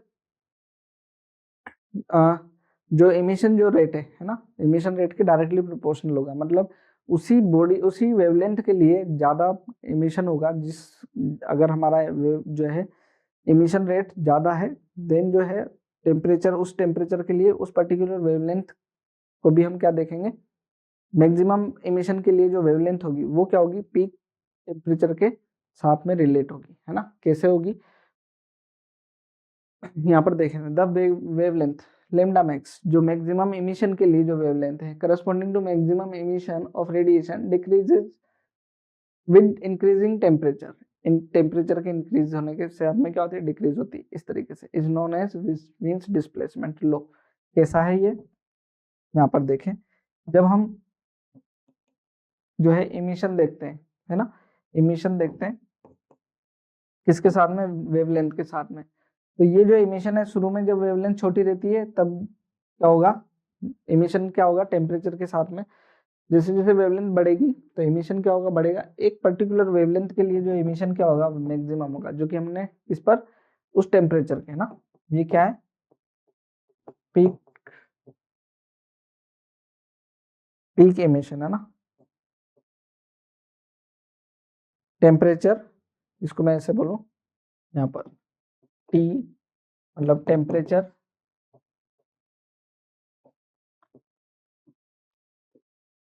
for peak emission, ठीक है ना। ये अब यहाँ पर जो है अलग अलग वेवलेंथ्स के लिए अगर मैं देखूं इसको, है ना, अलग अलग वेवलेंथ्स के लिए देखूं, अच्छा ये क्या है हमारा लैम्डा मैक्स है, ये क्या है हमारा लैम्डा मैक्स है। हम अलग अलग वेवलेंथ्स के लिए देखें, अच्छा ये तो क्वेश्चन ही आ गया, यहाँ अलग अलग वेवलेंथ्स के लिए देखें। यहाँ पर ये जो वेवलेंथ है, अगर यहाँ टी टेम्परेचर, मैं बोलूँ T1 टेम्परेचर है, जब मैं T2 टेम्परेचर लूंगा ना, तब ये जो है आपको क्या मिलेगा, ग्राफ ऐसा मिलेगा। ये लैम्डा M1 है, किसके लिए, T1 टेम्परेचर के लिए, ये लेमडा m2 मिलेगा T2 टेम्परेचर के लिए। इसी तरीके से क्या मिलेगा, ये ऐसा कर्व मिलेगा इसके लिए T3 टेम्परेचर के लिए। ठीक, तो यहाँ पर जो T3 है, T3 वो क्या होगा आपका, सबसे ज्यादा होगा, उससे कम होगा T2, उससे कम होगा T1, क्योंकि जितनी छोटी वेवलेंथ होगी, जितनी छोटी वेवलेंथ होगा उतना ज्यादा क्या होगा, टेम्परेचर होगा। यही और क्या है, यहाँ डिस्प्लेसमेंट जो है, ये डिस्प्लेसमेंट जो है लेमडा m3, ये किसको रिप्रेजेंट कर रहा है कि जब आपका इमिशन बढ़ता है तो वेवलेंथ जो है क्या हो जाती है, आपकी मैक्सिमम वेवलेंथ डिस्प्लेस हो जाती है ना। तो यहाँ से जो कांस्टेंट आता है ना, उसको क्या कहते हैं हम, मीन्स डिस्प्लेसमेंट कांस्टेंट। तो क्या हो जाता है यहाँ से, जो है lambda m equal to B by T, lambda m equal to क्या हो गया, बी बाई टी, ये हमारा मीन्स डिस्प्लेसमेंट लो होता है ना। कुछ क्वेश्चंस कर लेते हैं यहाँ से। यहाँ पर देखना, temperature for 2 stars are in ratio, जो है 2:3 में, if the wavelength of maximum edition from first body, जो है फर्स्ट बॉडी के लिए 6000 आर्मस्ट्रॉन्ग है, what is the corresponding wavelength of second body, second body की करस्पॉन्डिंग वेवलेंथ क्या होगी यहाँ पर। तो क्या होता है हमारे पास में, lambda m 1 equal to B by T1 होगी, और lambda m2 equal to B by T2 होगी, है ना। तो हमारे पास में टेम्परेचर के रेशियो तो दे रखे हैं, मतलब T1 बाई T2 तो दे रखा है, वो है 2:3। लेमडा m1 दे रखा है हमारे को 6000 लेमडा आर्मस्ट्रॉन्ग में, लेमडा m2 चाहिए हमें, तो यहाँ पर रेशियो कर लेते हैं। रेशियो क्या हो जाएगा, lambda m2 by lambda m1, ये हो जाएगा T2 बाई T1, नहीं T1 by T2, T1 by T2, T1 by T2 हमारे पास में 2:3 है, तो lambda m2 equal to 2/3 into lambda m1, वो कितना है हमारे पास में 6000 आर्मस्ट्रॉन्ग, तो ये आ जाएगा हमारे पास में 2 से 2 कैंसिल, 2 टाइम्स, तो ये आ जाएगा 4000 आर्मस्ट्रॉन्ग, आ जाएगा 4000 आर्मस्ट्रॉन्ग इज द आंसर। ठीक है, तो आज हम बात करते हैं बच्चों एक ऐसे टॉपिक की जिसके बारे में जो है काफी कंफ्यूजन रहता है, और एक तरीके से काफी इंटरेस्टिंग भी है ये। क्यों, क्योंकि आज हम बात करने जा रहे हैं टेम्परेचर ऑफ सन कैसे कैलकुलेट किया जाता है। तो वो टेम्परेचर ऑफ सन जो है हम कैलकुलेट करते हैं सोलर कांस्टेंट की हेल्प से, और सोलर कांस्टेंट में बच्चों को जो है काफी डाउट्स आते हैं। तो एक बार जो है हम इसको ऐसे इस तरीके से डिस्कस करते हैं कि जो है ये आपके लिए जो है हमेशा के लिए डाउट जो है इसका खत्म हो जाए। तो जो है इसको देखते हैं बच्चों, क्या है सोलर कांस्टेंट। बेसिकली अगर हम जो है सोलर कांस्टेंट जब कैलकुलेट करते हैं या सन का टेम्परेचर कैलकुलेट करते हैं, उस टाइम पर सोलर कांस्टेंट है क्या, बेसिकली एनर्जी रेडिएटेड पर यूनिट टाइम पर यूनिट एरिया है। सोलर कांस्टेंट बेसिकली यही है। तो उसके लिए जो है आपकी पोजीशन जो होनी चाहिए, जो बॉडी पर हम जो है इंसिडेंट देख रहे हैं रेडिएशन, वो उसकी पोजीशन जो है होनी चाहिए सन से राइट एंगल हो। उस टाइम पर जब हम energy per unit area per unit time की बात करें, तो solar radiant energy received per unit area per unit time by a black surface held at right angle to the sun's rays are placed at mean distance of the earth, जो है रखा हो, तो जो है रेडिएशन एंड रेडिएंट एनर्जी जो है is called solar constant. इसको क्या कहते हैं हम, सोलर कांस्टेंट कहते हैं इस एनर्जी को। ठीक है, ये तो यहाँ पर जो एनर्जी ये रिसीव कर रही है बॉडी, ये क्या है आपकी सोलर कांस्टेंट है। तो इसको कैलकुलेट कैसे किया जाता है, और उसके हेल्प से जो है सन का टेम्परेचर कैसे मेजर कर सकते हैं, इसको भी देखते हैं हम। तो सोलर कांस्टेंट जब हम कैलकुलेट कर लेते हैं, तो ये हमेशा एक क्या आती है, energy per unit area per unit time जो है अर्थ की सरफेस पे, ये क्या आता है, कांस्टेंट आती है। ये कितनी आती है हमारे पास में 1340 वोट पर मीटर स्क्वायर आते हैं, जिसको लगभग जो है हम 1400 किलोमीटर भी 1400 वोट पर मीटर स्क्वायर भी कैलकुलेट कर लेते हैं, जो है आसान कैलकुलेशन रखने के लिए। तो ये जो है क्या है आपकी energy per unit area per unit time है, ये जो है बहुत बार हमने पढ़ी है। इसको कैलकुलेट कैसे करते हैं, एनर्जी इमिट, कितनी सन जो है एनर्जी इमिट कर रहा है, उसमें से जो है कितनी हमारे पास आ रही है ना। तो जो है कितनी इमिट कर रहा है, ये E इंटू है एनर्जी जो है कितना, इतने एरिया से जो है क्या हो रहा है हमारे पास में जो है ये इमिट होते हुए जो है सन जो है एनर्जी इमिट कर रहा है, ई इंटू 4πr²। ठीक है, कोई दिक्कत नहीं। पर सेकेंड हमने जो है पर सेकेंड में बात कर रहे हैं, आगे देखेंगे जो एनर्जी फॉलिंग। अब हम बात कर रहे हैं जो है अर्थ की सरफेस के ऊपर कितनी एनर्जी फॉल हो रहा है पर यूनिट एरिया ऑफ अर्थ। ठीक, ये इतने भाग में से जो है जो टोटल एनर्जी वो इतनी, उसमें से अर्थ की सरफेस पे इतनी एनर्जी जो है क्या हो रही है, इंसिडेंट हो रही है। तो पर यूनिट एरिया कहाँ से, जो है अर्थ और सन के बीच की मीन डिस्टेंस का एरिया। क्योंकि ये जो है अगर हम देखें तो ये भी क्या बना रहा है, एक पूरा का पूरा क्या बना रहा है, स्फेयर बना रहा है।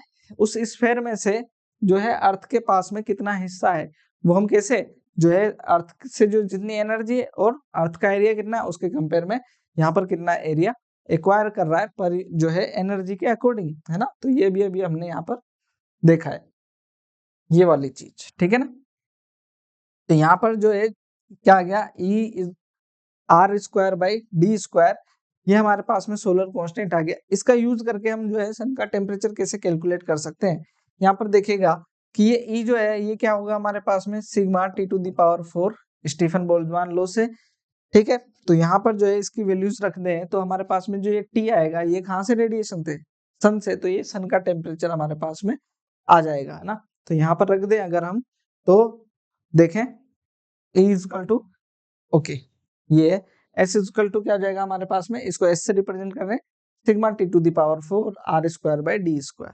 यहाँ पर देखें क्रॉस मल्टीप्लाई करके T क्या आ गया हमारे पास में, T⁴ तो इस पर आ ही गया, ये S × d² हो गया सिग्मा r²। ठीक, अब जो है यहाँ पर S जो था वो 1340 वो आ गया। D क्या थी हमारे पास में, यहाँ पर D जो डिस्टेंस है अर्थ और सन के बीच में 1.5 × 10⁴ 11 मीटर, इसका स्क्वायर अपॉन 5.67 है तो 7 लिया है इन्होंने, यहाँ पर दे दिया है 10⁻⁻10 इंटू जो है D डिस्टेंस है ना R, तो ये कितने हो जाएगा हमारे पास में 7 × 10⁸ का होल स्क्वायर। ये R जो है रेडियस ऑफ अर्थ हो गई। तो ये जो सोल्व करने के बाद में कितना आ जाता है हमारे पास में 5732, मतलब 5732 केल्विन जो है कहाँ का टेम्परेचर आ गया, हमारा सन का टेम्परेचर आ गया है। ठीक है, तो यहाँ से देखें इस तरीके से जो है हम क्या कर सकते हैं, सन का टेम्परेचर मेजर कर सकते हैं सोलर कांस्टेंट के थ्रू। दूसरी चीज जो थी हमारे लिए वो थी क्या, हम न्यूमेरिकल प्रॉब्लम सोल्व कर पाते हैं। तो इसी जो है प्रॉब्लम के ऊपर जो है हम न्यूमेरिकल देखें एक, तो क्या कह रहे हैं देखना, estimate the temperature of the surface of sun when average radius of the sun, average radius of sun जो है वो कितनी दे रखी है हमारे को 7 × 10⁵ किलोमीटर और अर्थ, है ना, जो है अच्छा एवरेज रेडियस जो है, एवरेज रेडियस जो है वो कितनी है हमारे पास में अर्थ की, वो है 7 × 10⁵ और सन की जो है वो दे रखी है क्या, सन से और अर्थ के बीच में डिस्टेंस 1.5 × 10⁸ किलोमीटर। ठीक है, द सोलर रेडिएट एनर्जी या solar radiate power on the earth, अभी हमने एनर्जी बोल दे यहाँ पर यूनिट टाइम लेकर के जो है पावर बोल दें उसको, on the earth at noon time is 1400, अभी भी मैंने कहा था ऐसे भी यूज कर सकते हैं, and Stefan Boltzmann constant is 5.67 × 10⁻⁻8। तो यहाँ से जो है कैसे हम जो है टेम्परेचर कैलकुलेट कर पाए, estimate the temperature of surface of sun, ये फिर से वही क्वेश्चन है। तो जो है यहाँ से क्या आ जाएगा S = सिग्मा T⁴ r²/d²। तो यहाँ रखें वैल्यूज कैलकुलेट कर पाएंगे, T⁴ आ जाएगा यहाँ पर SD² सिग्मा r², है ना ये। तो T⁴ आ जाएगा हमारे पास में SD² सिग्मा r² पावर 1/4, ये हो गई, है ना। तो यहाँ पर जो है इसको वैल्यूज रखें, आंसर आ जाएगा बहुत ही आसानी से। ये क्या आ जाएगा हमारे पास में S कितना दे रखा है 1400, D कितना है अर्थ और सन के बीच में, ये कितना है 1.5 × 10⁸ किलोमीटर का क्या करना है 10⁻³ मीटर, इसका स्क्वायर अपॉन सिग्मा कितना होता है 5.67 इंटू 10⁻⁻8 इंटू आर क्या है, रेडियस ऑफ अर्थ। ये कितनी होगी हमारे पास में दे रखी है 7 इंटू 10⁻5 का स्क्वायर इंटू 10⁻3 भी लेना होगा।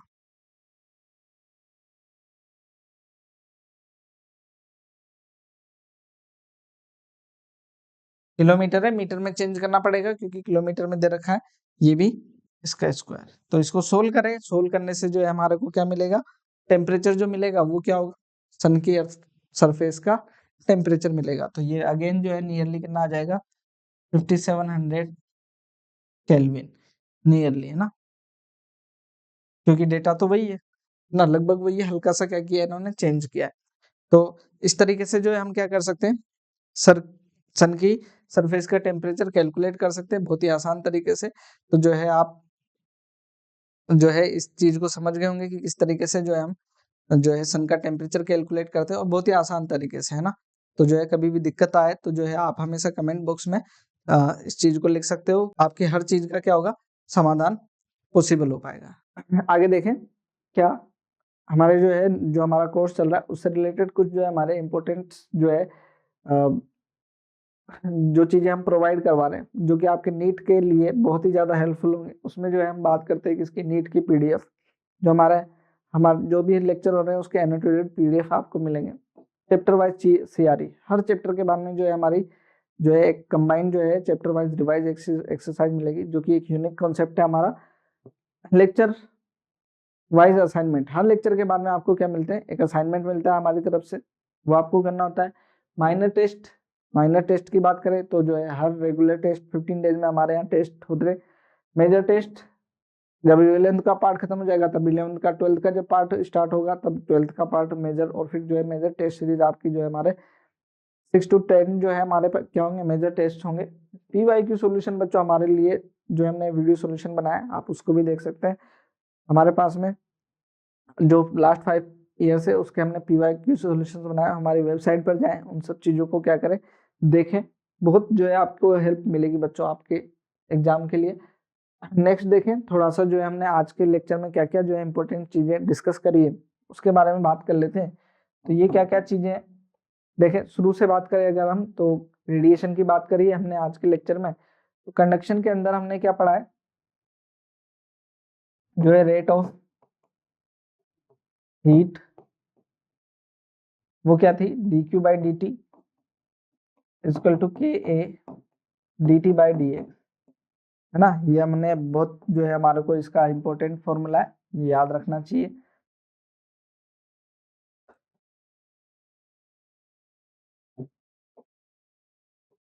है ना, ये याद रखना चाहिए एक फॉर्मूला।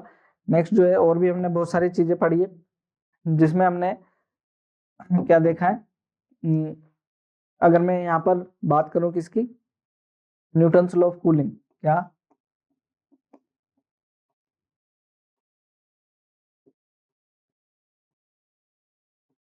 कूलिंग, उसके अंदर जो हमारा जो फॉर्मूला है जो हमारा कैलकुलेशन में काम आता है ΔT/T equal to K T1 + T2/2 minus T0। ये हमारा इंपॉर्टेंट रिलेशन है जिससे हम कैलकुलेशन कर पाते हैं काफी, है ना। एक ये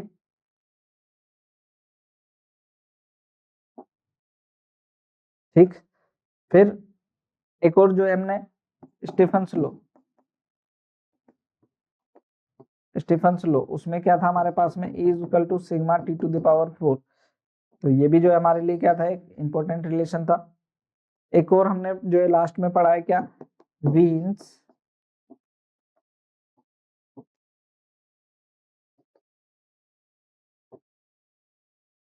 डिस्प्लेसमेंट लॉ, वो क्या था हमारे पास में lambda m equal to b/t।